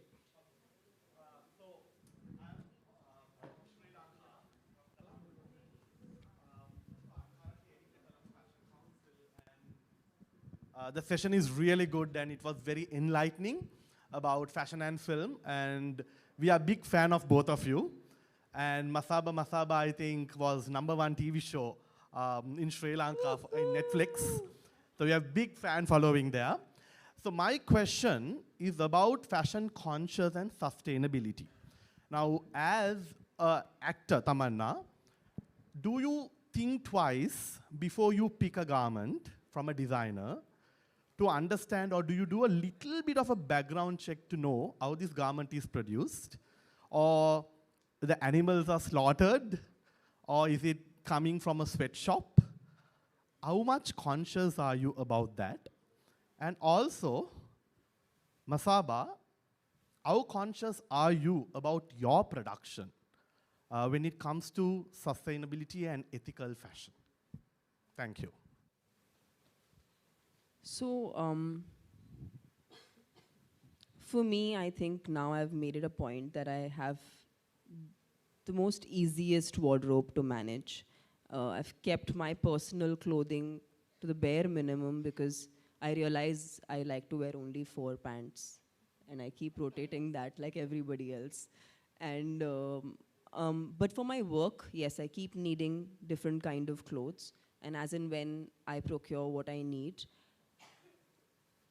But in today's times, I've actually been interacting with a few designers closely, from Masaba to Rahul Mishra to Gaurav Gupta, Neeta Lulla, and I feel like they are people who have been so instrumental in putting out India on on the world map. And I make sure, like when I was talking to Rahul, his previous collection itself was inspired by nature. So, and the superheroes were insects, for example, which I thought was a beautiful thought and idea. And just to know his idea of sustainability. So I'm actually educating myself while I'm also making choices where I take in only what I need and not excessively splurge on things that I don't think I can reuse. Because I feel like it can never be enough. So it's best to minimize what you can actually use, and I'm being conscious of that. Yeah. I think for me, when you're running a fashion label, to be very honest, it's very difficult to be 100% sustainable. If you see some of the largest brands in the world, including H&M, have pledged to be sustainable many, many years down the line. I'm talking about maybe a decade later. It's because, one, it requires money, and two, it is something that is, you know, the thing is, not being sustainable has actually penetrated so deep into fashion, into society, that we have to undo a lot of that. And that takes a lot longer than actually saying, I'd like to be a sustainable label. At a very basic level, as a brand, we make small changes every day to how we look at sustainability, and fashion is one of the biggest polluters of the world. We all know that. There's no denying that. Having said that, when we have all the waste fabric that's left over after a garment is made, we call it katran, it's just pieces of fabric that you can't really do anything with. We started to make little scrunchies and hairbands, so we make little scarves. We started to make masks during COVID out of that fabric. We started to also make sure there was a system of that waste to be picked up and recycled and made into something else. That was one. A couple of years back, I had the opportunity to tie up with the United Nations Environment Program, where we actually worked with them closely to understand single-use plastic, which is actually the single biggest polluter worldwide. And it's nothing. It's the plastic bag you use to go to the vegetable market to buy sabzi and fruit and whatever, and it's, you know, the little things that you'd use every day, and you just quickly discard it. So today, for example, even as a human being, when I'm going to a Nature's Basket to, you know, stock up the house, I'm not taking a plastic bag. I'm consciously saying I will take the same muslin tote that I've been using over and over again. Having said that, coming back to the UNEP collection that we did, we made a collection of garments that, so for example, the sleeve could be zipped off and it would fold up and it would become a carry bag, you know. So we had about, I think, a 20-25 piece collection that we did with them in collaboration to educate people about how single-use plastic is the biggest polluter. There are many different types of fabrics which are actually not as big polluters of the world as that. Another thing I'll tell you is in the beauty industry, there's a lot of noise about the cartons that go, that are shipped when you're buying a single lipstick. For example, you buy a lipstick that big and the carton is that big. Or you buy a nail paint that's that much and you have a carton that's that much. You know, people can say things over and over again about how it shouldn't be that big a box and should be smaller, etc., etc. The fact of the matter is, if you don't have that big a box and you don't fill it up with bubble wrap and all these things to pad it, your product will come to you damaged. And we haven't reached there yet where we have a sustainable enough option to give you packaging that won't damage that product in a smaller box, for example. We're getting there. We make changes every day. All of my beauty products are, recyclable, the packaging. So I think in small ways we make amends, but to be 100% sustainable, it's a long journey, and it's one that we've all embarked on. But I see that it's not something that can happen in the near future, and I don't want to just say it because it's a cool marketing gimmick, but it's a long journey, and we've taken it on, and as and when we have the capital, as and when we have the means, and we have the acceptance from consumers, we will take it head on. Thank you. Sorry, can I say one thing? I feel like India ना हमेशा से sustainable था. अगर आप पहले देखो जब हमारे बचपन में when we had, I remember growing up, I used to wear my aunts and uncles' clothes. I used to love those big T-shirts. I used to take like my, my family's clothes. I've grown up with that, and I think I do that today. Today I give my clothes, some of my designer wear, to your family, and this is how एक आम आदमी ऐसे sustainable हो सकता है. ऐसा मतलब it is like Masaba said, on a business level it's a different ball game altogether. There are so many aspects that are not something one can immediately do, but एक आम आदमी sustainable बहुत आसानी से हो सकता है अगर वो चाहे तो. तो I think जो हम पहले किया करते थे बचपन में, हम वही अगर आज भी करना शुरू करें तो it's fairly simple actually, उतना मुश्किल नहीं है. But if I can add, I don't think sustainability only means waste management. I mean, Indian fashion by its very nature is so dependent on craft, which is so dependent on artisans, whether they're embroiderers or weavers or dyers or printers. So Indian fashion authentic Indian fashion is very, very sustainable in that so many people's livelihood depend on it. A whole rural industry sort of thrives on Indian fashion, right? And I think it's one of the most sustainable places to be. As for natural fabrics, I think it's the way to go, and cruelty-free in India actually means something else, because I'm a big advocate of leather. It is the most sustainable fabric that there is. It's one of the most sustainable materials. It lasts for decades, and anything you have that's made of pineapple leather or faux leather or anything will pretty much fall apart in 6 months and maybe cost you as much, and you'll just be recycling or throwing that away. But if you see good quality leather shoes, they could, you could wear them for a couple of generations. Saba, what's your take on FEF, India Fashion Week? Oh, okay. Yes. Well, it's such a great initiative. I think it's your 4th year. Yes. Am I right? Okay, good. It's your 4th year, and I think just for the limited amount of time that you guys have been doing this, and I think a panel discussion is always nice to add as a layer to the awards which are happening tomorrow. But I think it's always nice to have meaningful conversation with, esteemed panelists and Rajiv himself as well, and talk about things that matter, talk about the future more importantly. And I think not just for me, but I think for everybody here, it's been a big learning today to come here and, just think about all the choices that we're making as creators or as consumers, or just as, as an audience. So I think it's lovely, and thank you for having me. Please have a round of applause for our panelists and our moderator. I would also now like to call on stage Mr. Sanjay Nigam, founder, Fashion Entrepreneur Fund, to please come up on the stage and present a small token of appreciation to our panelists and our moderator. A round of applause, ladies and gentlemen.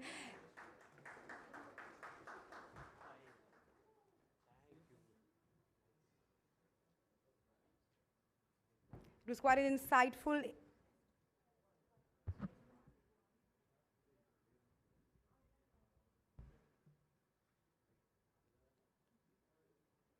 A round of applause for Mr. Rajiv Masan, who's a famous film critic and a journalist. Very well moderated session.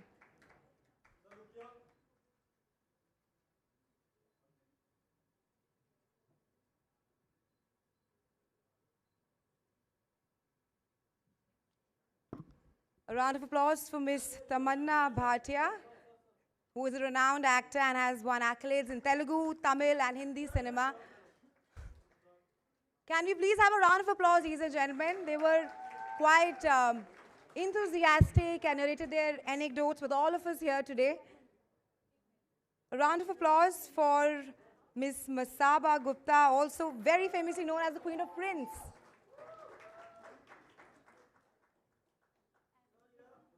A round of applause, ladies and gentlemen. And lastly, for Namrata Sharma Zakaria, who is a fashion critic.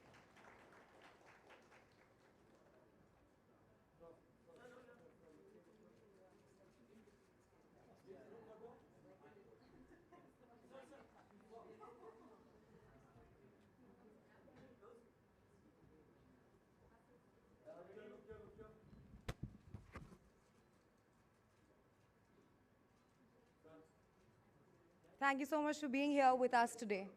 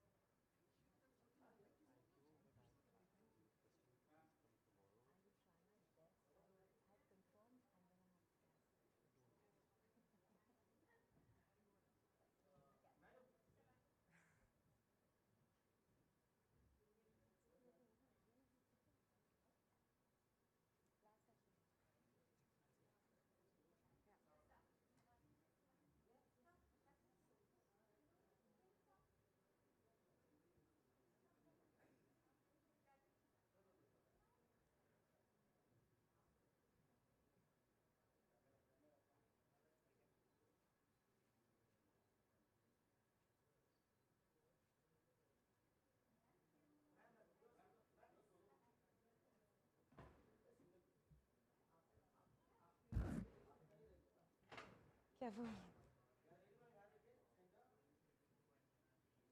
It was very well moderated. Thank you.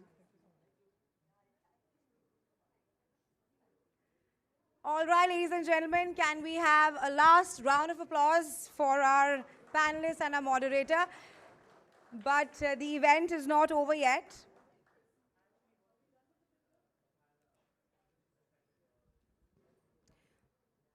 All right, moving on to the last event of today's conclave. Well, India's textile heritage is about 5,000 years old. But if you look at the current situation, it is just under 5% of global imports. The question being that what is the way forward and how can sustainability... Well, it looks like we still have some more pitches to go here.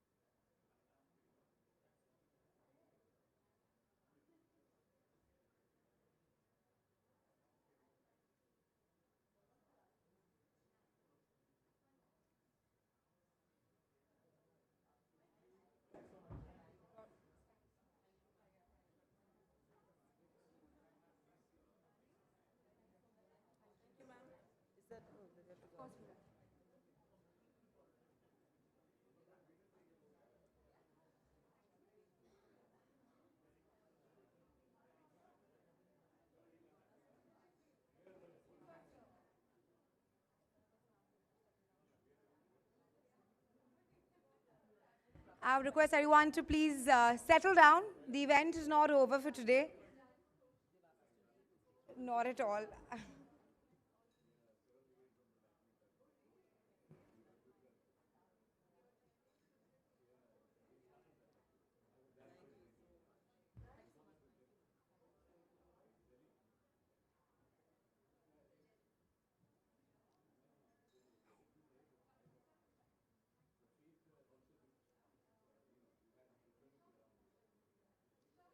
I would request everyone to please settle down. We have a next set of panelists who are waiting. Thank you. Thank you. Well, ladies and gentlemen, moving on to the last event of today's conclave. India's textile heritage is about 5,000 years old. But if you look at the current situation, it is just under 5% of global imports. The question being that what is the way forward and how can sustainability play a major part in this? And to talk more on this topic, I would like to call our next set of panelists and our moderator on the stage. Our first panelist is Dr. Dali Koshi, who is a design management strategist, educationist, and author. Can we please have a round of applause for Dr. Koshi, ladies and gentlemen? We also have with us Mr. Saurav Beck, founder and CEO, Tangbin and Stalin Advisory Services. A round of applause for Mr. Beck. We also have with us Mr. Sandeep Kumar, advisor, Craft Village. A round of applause for Mr. Kumar. They've been patiently waiting for their session. And the session will be moderated by Molly Gambhir, senior anchor, WION News. Can we please welcome Ms. Gambhir with a round of applause?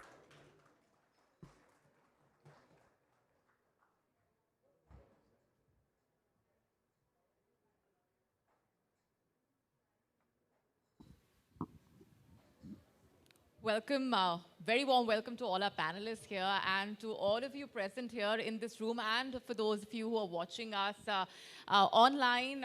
It's been quite a productive day, I would say. And the very fact that we are actually sitting and talking about the need for sustainable fashion and the need to care for our planet in itself is a huge step forward. So there is some adjustment that's required here, I've been told. Okay. All right, now we're good to go. Sorry for that. So we're basically talking about the need to care for our planet, right? And we at WION, in fact, have a daily segment where we talk about the stories that impact us and our planet. Because the fact remains that this is the point at which it's been called a point of no return, because there is no plan B or a planet B. There is only plan A, which is planet A and our planet Earth, which we need to care about. So there is no choice when it comes to that, because the future of our coming generations really depends on it, and it depends on the kind of action that we take today. So where the intersection of the world of fashion and caring for our environment really comes into play, it's very important to get our esteemed panelists to actually talk about the actions that are required, because we all realize, I think by now, the need to act, but how exactly do we actually turn that vision, turn that thought process into actions that actually have an impact on the ground is the way forward. And the vision paper that we are talking about is a very significant milestone in that journey towards sustainable fashion, right? Because at the end of the day, it's a plan for actionable future, a blueprint. And I would love to start with Dali Koshiji to actually talk about why this vision paper was thought of and what stage it is at really, and what's gone on behind the scenes to actually put that onto paper and actually realize the vision that is fashion for good. Yeah, I want to, first of all, trace this history a bit. The Indian Fashion Awards was started 4 years back. Somewhat coinciding in 2019 was the major pandemic, the COVID pandemic. The world looked at fashion in a completely new perspective. There was no new prism through which fashion was looked at. Well-being, health anxieties, being taken care of in a comfort zone through fashion became a prime importance to people. And probably, you know, arising from this kind of a thinking, the world moved from a number of garments being put away for the time being, from formal to informal dressing, from casual to athleisure dressing. A number of people became very, very comfort-oriented even in night and loungewear, work patterns from home. And it really started affecting. And Philip Kotler, the marketing guru, has written a very beautiful article in Harvard Business Review looking at the type of new customers who have emerged, including minimalist, health-conscious customers, and who are really almost paranoid about wearing clothes of a certain kind. So when Indian Fashion Awards looked at fashion for good, I think it was a thought process which is, the time has come for such a kind of new thinking. The Bharat Tex, which ended recently in New Delhi, had this particular title, along with textile fashion and sustainability as a key theme. So I think the Indian Fashion Awards and the Fashion Entrepreneurship Foundation fund looked at this particular ahead of that even by naming fashion for good as a major theme. So as a result of which a working group was suggested, and you will be happy to know that the working group attracted some of the best brains. We have Satya Saran, we have Professor K.M. Sibichan from NIFT, we have Meher Castellino, we have Ashish Fanse from Pune, a serious-minded journalist who has investigated a lot on textiles, and many, Mr. Somesh Singh, the founder of the Craft Village, and I was asked to chair this working group. So the working group has started the work very consciously, and we have a WhatsApp group which is constantly discussing. Today we have also a techno entrepreneur joining this group, so that we will also get some techno edge into this whole thinking. So we are very happy with the process. It is a work in progress. I can't say the work is over. An approach paper we have been able to conclude and issue it on this particular event. We are happy that the approach paper is ready to be released today, and I'll deal with some of the highlights when we come on the next round when we ask a few questions. Thank you. Indeed, and Mr. Sandeep, the kind of vision that we are talking about also involves protecting artisans. That's a very important piece in this puzzle. At the end of the day, it is about safeguarding their interests and also in a way that creating a direct link between the customers and the local makers. What do you think is the best approach towards that? So, today slow fashion has become a buzzword, right? But if you look at it, our artisans have always practiced what the principles of slow fashion are, which is basically, environment, sustainability, durability, and ethical practices. Green fashion, if you may. Well, the people now call it slow fashion, apparently. But anyway, so the thing is that environment sustainability linked to our traditional crafts and handicrafts has always been an intrinsic part of the whole process. So whether you look at it in terms of energy efficiency, because obviously they were not really using mechanized methods. Secondly, if you look at sourcing from local materials, so that there is no great transportation involved. But sustainability actually has two other pillars apart from environment sustainability. One is economic sustainability, and the other is sustainability of the community. So unless the artisans have economics sustainability, you're going to find a situation where you can have all the environment sustainability that you want, but if the artisan at the end of the day is not being able to earn a decent livelihood out of whatever they're doing, it's not likely to sustain. Now, what is it that is essential for that economic stability, sustainability?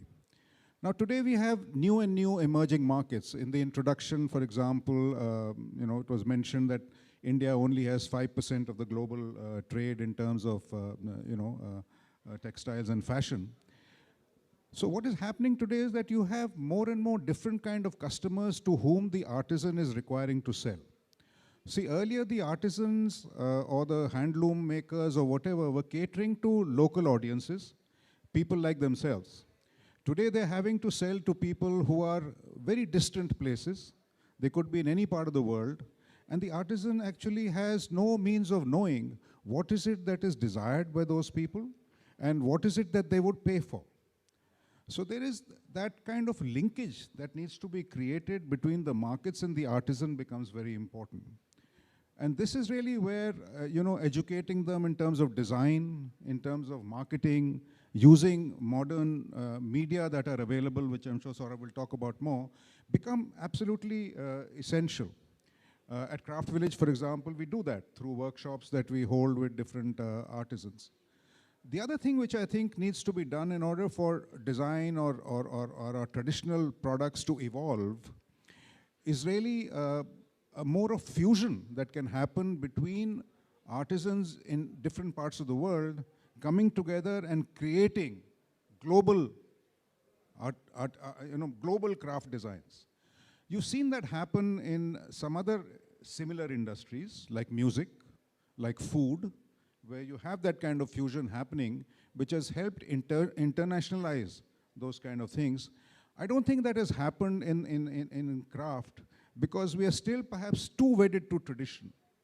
When even a Zakir Hussain started, playing tabla and catering to a younger audience, he was criticized and said, he's bastardizing the whole process of, playing a tabla. But it helped, it helped taking classical music to a younger generation. And similarly, I think that is really what we need to be able to do to this community. So you're saying that that's not happened yet? But at the same time, you realize that it is because there is also lack of awareness on that front. You know, Yes, it is, because today the customer themselves need to be educated about it. Because it's not enough for the artisan community to be involved in this whole process of creation. The customer needs to be involved in the whole process of creation. Now, unless the customer values that process of creation, unless the customer realizes what it takes to create that kind of a product, and they play a role in it, that kind of awareness will not happen. And it has to start with schools. Because if you look at some of our traditional crafts, take Kantha, for example, it was practiced by the community themselves. I mean, there was no separate maker and separate customer. It was done in every home. It started by it was like applique work. They used to take, bits and pieces of cloth that was lying around and stitching them and creating a Kantha sari. It is later only that it became kind of embroidery.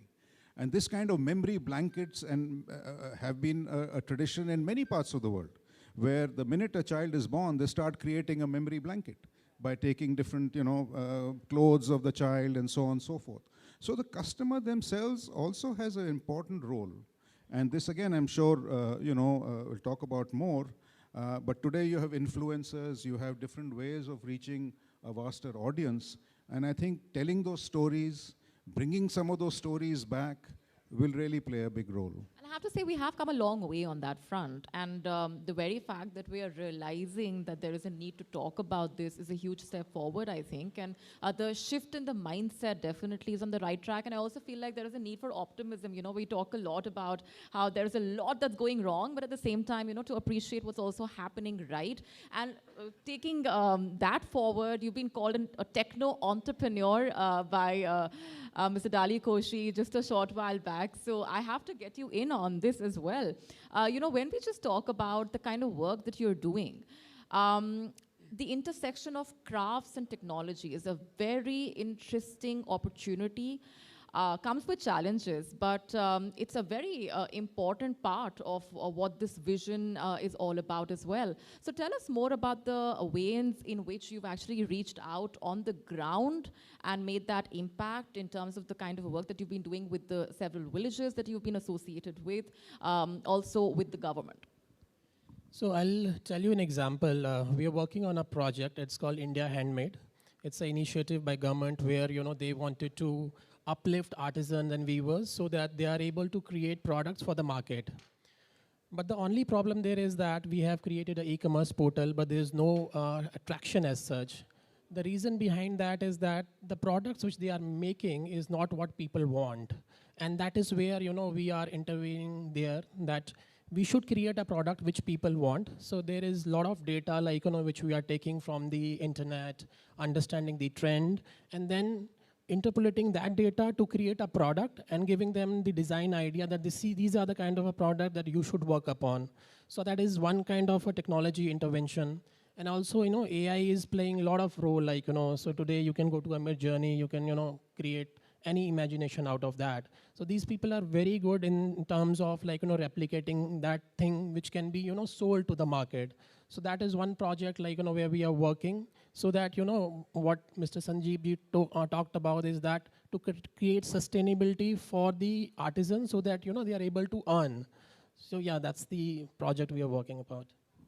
Mr. Dali Koshi, a very important point that was just mentioned by Mr. Sandeep as well is the role of educational institutions, how it's a very important step that we start right from the school level to inculcate that habit, to inculcate that awareness, because at the end of the day, it's the consumer who we are talking about.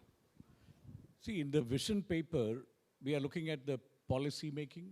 One of the stakeholders is the government and the policy makers, including the central and state governments.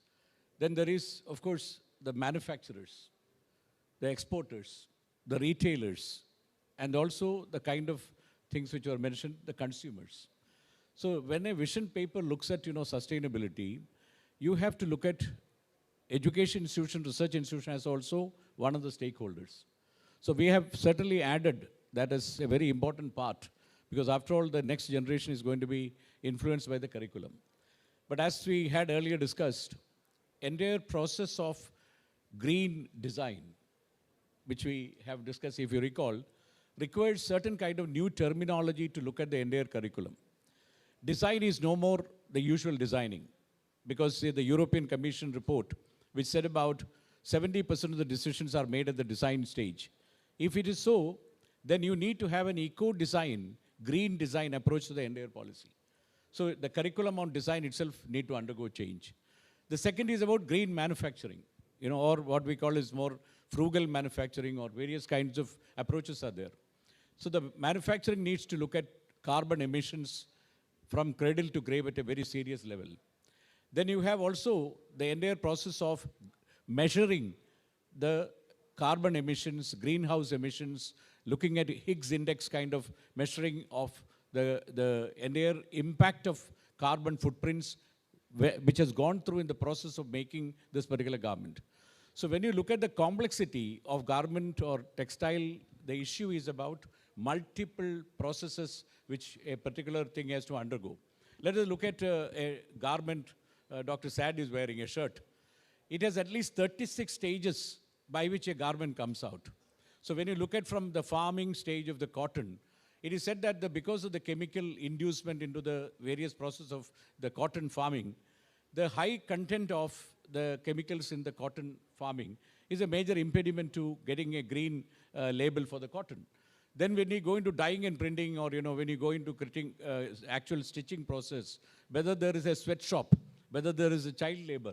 There was fire tragedy in Bangladesh by which entire garment sector was really under pressure, completely revising the policies of, the women employment, for example, in the garment factories. So you look at the social angle, you look at the economic angle, you look at the ethics. So what happens is the entire value chain needs to have traceability of the exact cost for carbon emissions. Then only you can, continue with the sustainable policy. So what we are telling the government is that when the Ministry of Textiles has recently issued a complete report which says that exports can grow up by 20% and the domestic market will grow up by 12%, the vision paper has taken this as a given. If the government of India has said the statement that from $100 billion, the garment and the textile business in India, including exports, which is about 60 billion, and the rest, 40 billion, and the domestic market of 60 billion, if this 100 billion will become 350 billion in the next 7 years, then what should be the policy which will put that into that orbit? That is where the vision paper comes in. What changes, therefore, in the policy should be made? What should the manufacturers do? What should the retailers do? How should the curriculum of educational and research institutions should change, which you are mentioning? How should the consumers be made aware that, what to look for? And how do they make reuse, repurpose, regenerate, recycle, upcycle, the various policies which is possible for the consumers to adopt? All this is, as I think Masaba mentioned correctly, it is not a short journey. It is going to be a long journey. And we need to prepare the Indian industry, the government, the stakeholders into that kind of a mindset.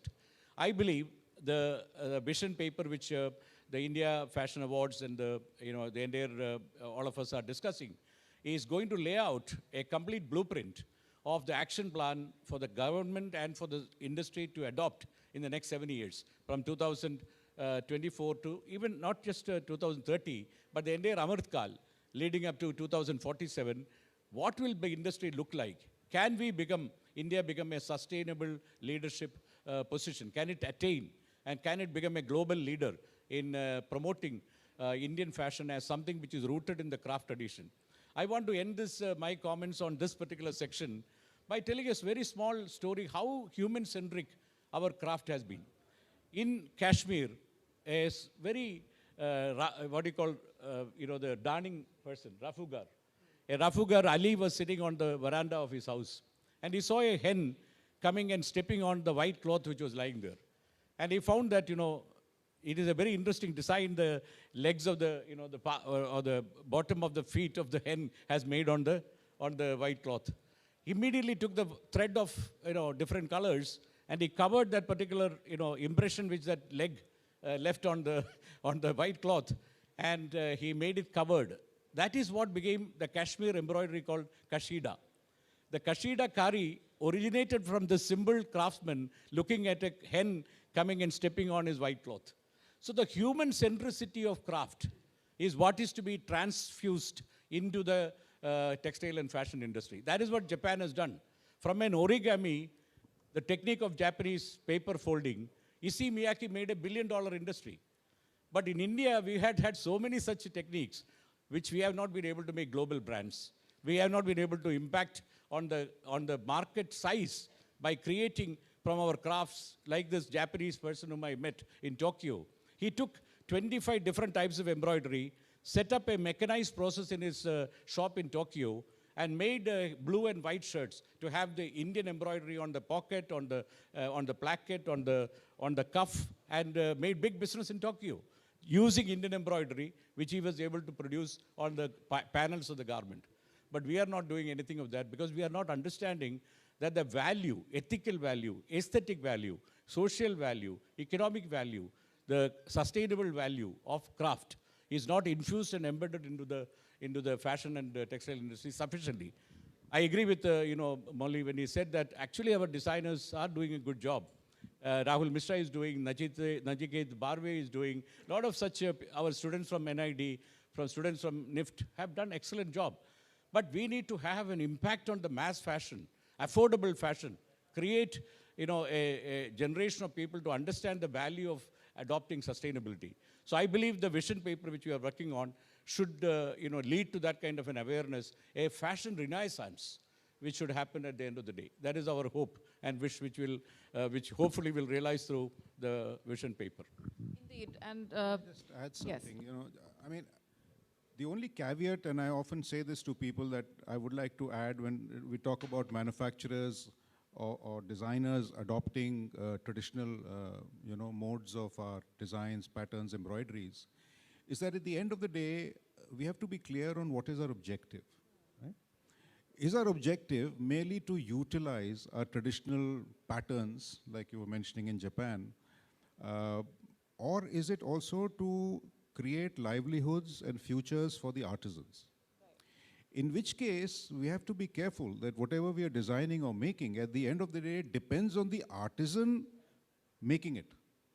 Because if the artisan does not make it, and if we make it in a factory or we make it in through computers, then how does the artisan benefit? Then what are we perpetuating our traditional art and design forms for? Only for the sake of the design itself or for the benefit of the artisan? So I think that's very important. Secondly, when as a manufacturer, I look at how is it that I can benefit a group of artisans, you need to look at it as a complete footprint. So for example, you may design a shirt, which depends on some kind of a traditional embroidery, but can I also make packaging which utilizes the local communities and the local artisans to be able to manufacture the packaging for that shirt? So it's not just a question of the product itself, but the entire, thing that goes towards making that product. I want to add only one point on what Sandeep said. Vishwakarma scheme, which the Honorable Prime Minister announced recently, has enormous funds. Almost 14,000 crores of funds have been allocated just to look at the karigari, the handicrafts and handloom weaving craft, or the blacksmithy or the silversmithy or various kinds of things they have been listed. And they are offering substantial loan and refurbishing their tools and techniques to create an ecosystem. As I always tell, Vishwakarma is the son of Brahma, the creator. Vishwakarma represents the creation of crafts because his 5 sons represent blacksmithy, silversmithy, goldsmithy, sculpture, everything which you can think about in crafts. So a country which is using this, a kind of a pedigree of the culture into a new scheme, I am surprised that, in states, they are not even aware of this. So a huge effort has to be made that people in the industry should use the funds which are made available by the government. Then only the revival can happen. If they are simply sitting on, not really, listening to the new schemes which are coming in, it is not going to happen. So it is very important that the media, like this discussion, should reach out that, look, here is an opportunity. Vishwakarma is a great scheme. In my opinion, this is the scheme, like, in my opinion, 1961, when NID was set up, which I was director for almost 10 years, I felt very proud that so many years ago, an institute for design was set up. But I have also complained that agriculture university was set up by government, but a craft university was not set up. So I would urge that as a result of this Vishwakarma scheme, government should announce craft university and also drop the word skill, because skill is a westernized word.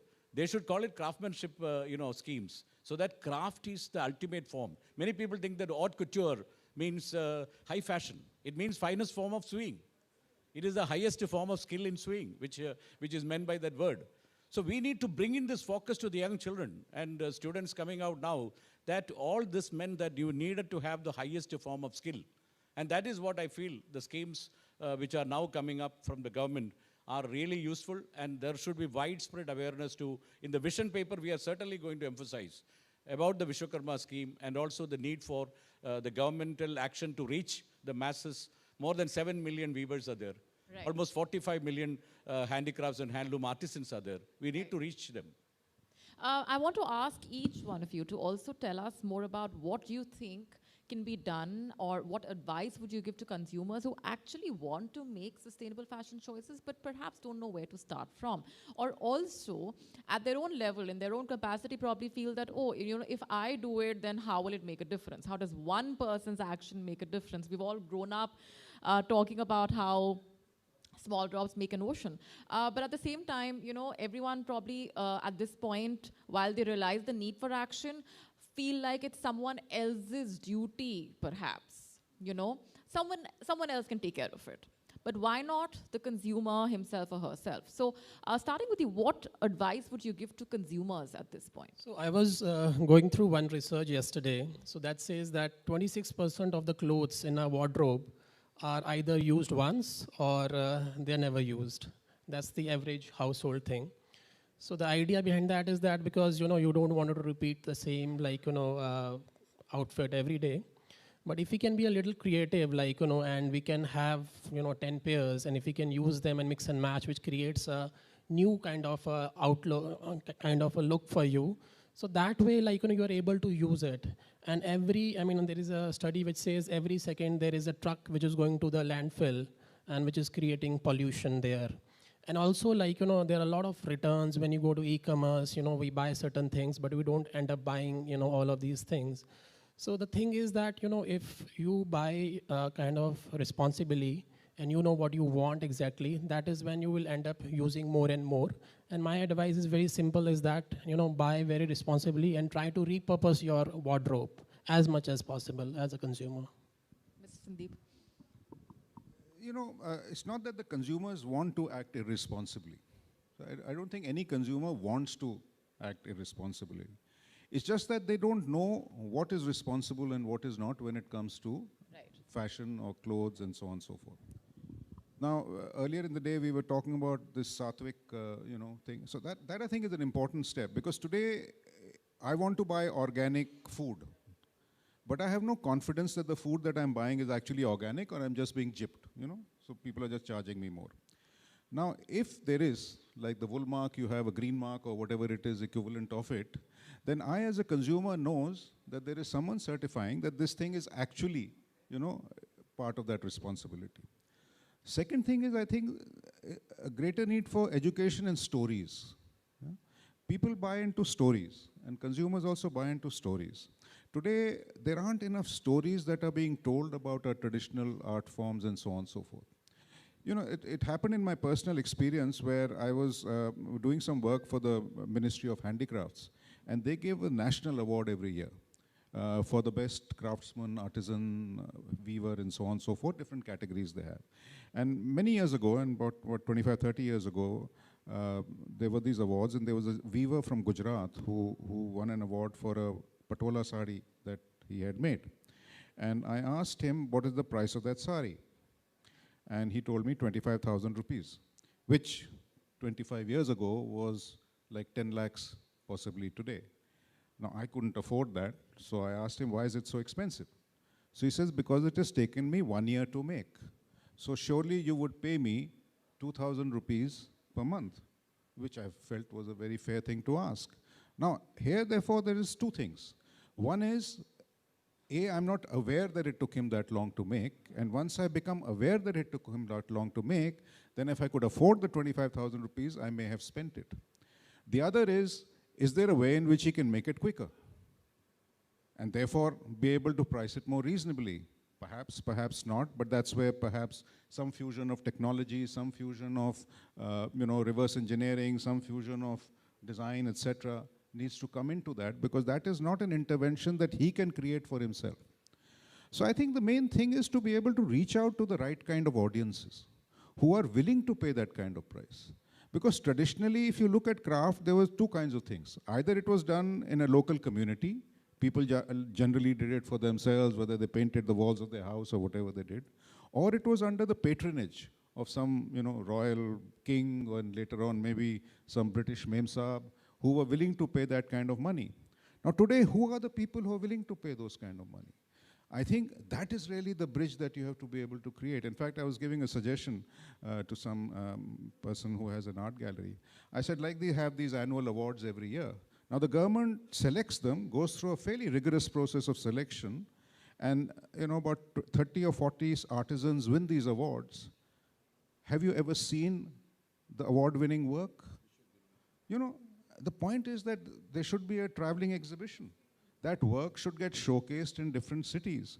Maybe there will be collectors who would be willing to pay 10 lakh of rupees for that patola sari. I'm sure there are.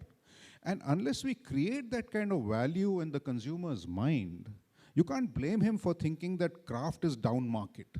There is a place in Delhi called Delhi Heart, right? Delhi Heart, which is good. It gives exposure to craft. But when you go there, you basically think you're buying cheap. Yeah? And I launched a brand once, for a cement company called Craft Beton. Beton is cement and craft is craft. And it was meant to be, a high-end luxury products made out of cement. And there was a European person who told me that you shouldn't call it craft. I said, why? He said, because craft is inherently cheap. Now, that's the problem, and that's what Dr. Koshi was saying. Because craft is not craftsmanship. There's a difference between craftsmanship and the difference between craft. And when we talk craft, we loosely mean craftsmanship, whereas we say craft. So I think, this kind of differentiation, this kind of education, this kind of exposure that the Indian consumer and consumers all over the world need to be given. Today, we pay lakhs of rupees for art, wall art, right? It wasn't so 10, 15, 20 years ago. People weren't spending lakhs of rupees for Indian artists. Maybe there were one or two artists. Why are people willing to pay that kind of money for that and not for this? Because nobody has marketed it to them in that manner, And that's really where I think we need to focus our energies in terms of design, in terms of marketing, and in terms of outreach to the right kind of buyers. Mr. Koshi. I just wanted to say that one of the aspects which a vision paper is going to look at is the regulatory aspect. Right. In our discussion so far, we have not mentioned. The European Commission has completed discussion and is about to become law for 30 different laws on sustainability. Government of India, so far we have been telling it's nice to have sustainability, but it will become must-have sustainability.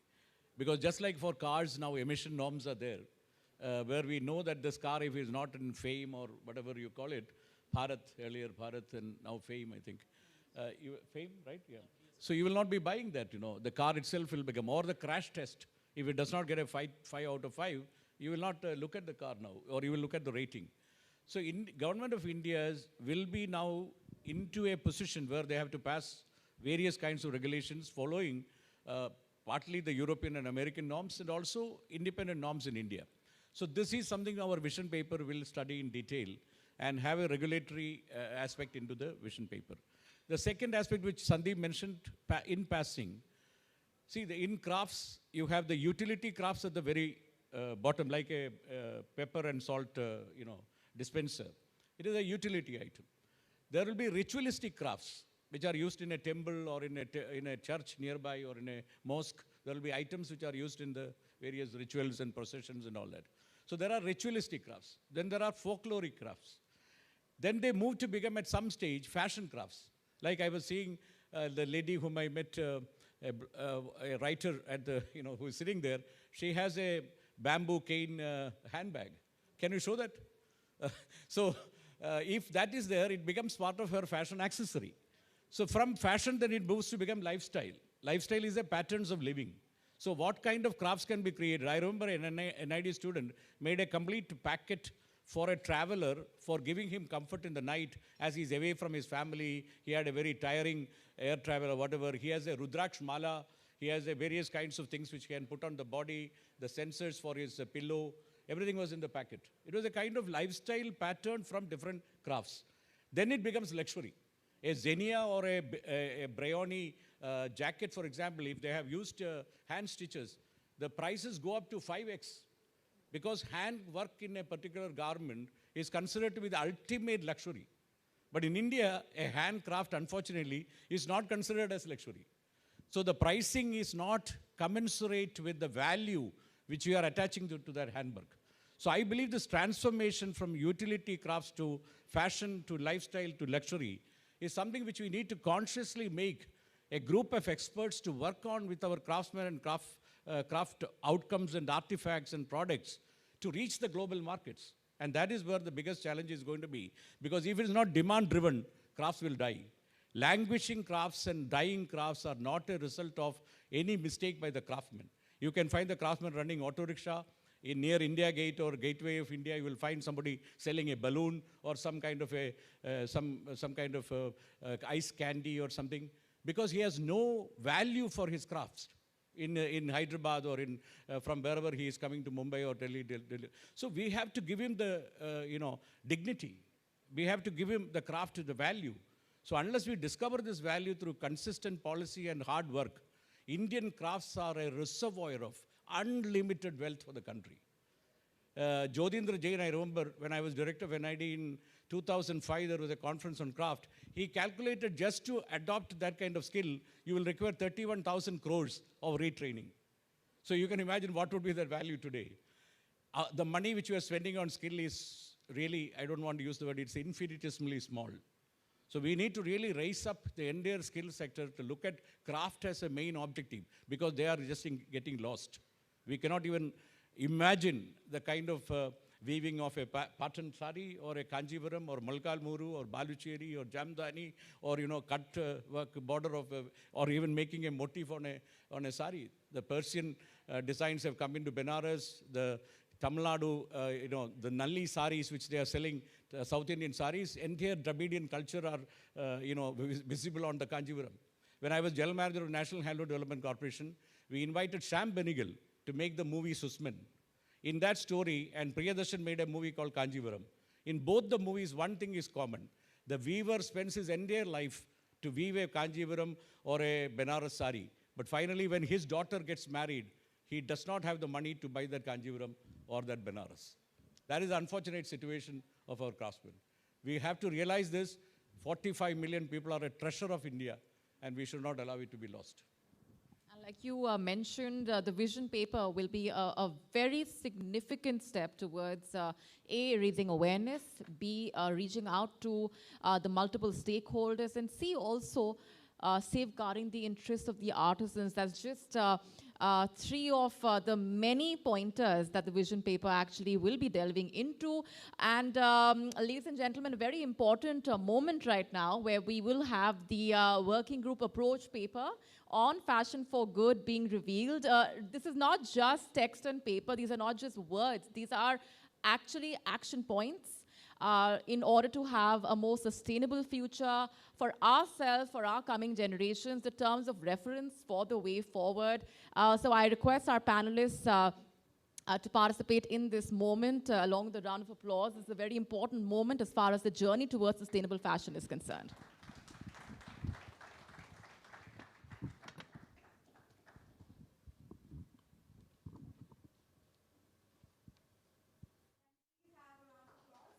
Our panelists and of course our moderator.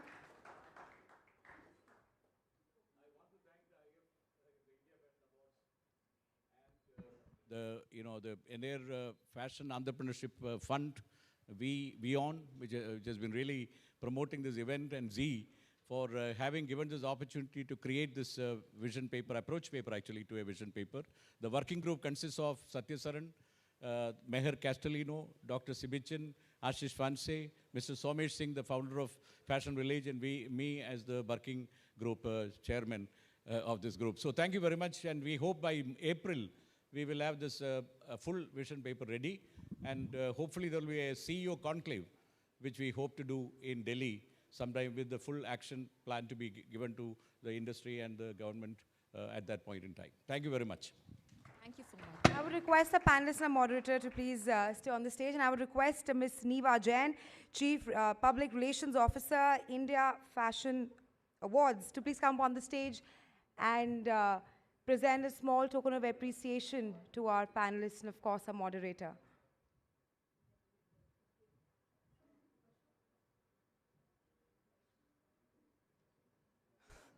Can we please have a round of applause for our panelists who held a very in-depth session on a working vision paper towards sustainable fashion.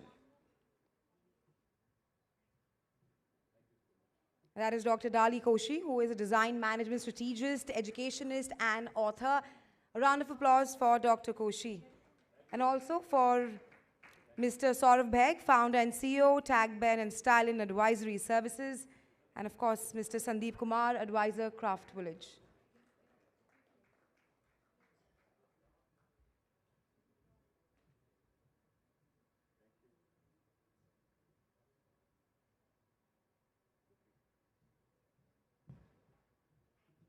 Can we please have a round of applause for our last set of panelists and, of course, our moderator? Thank you so much. Thank you. Thank you. Thank you.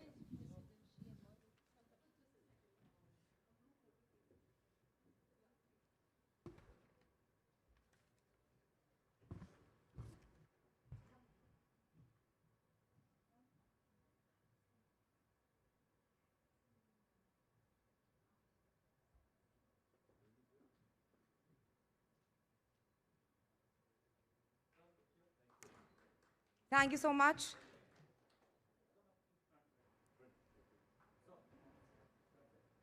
For being so patient with us today, but we have a lot more lined up for you tomorrow as well. You can watch the live stream of the conclave on www.wionnews.com on our YouTube channel.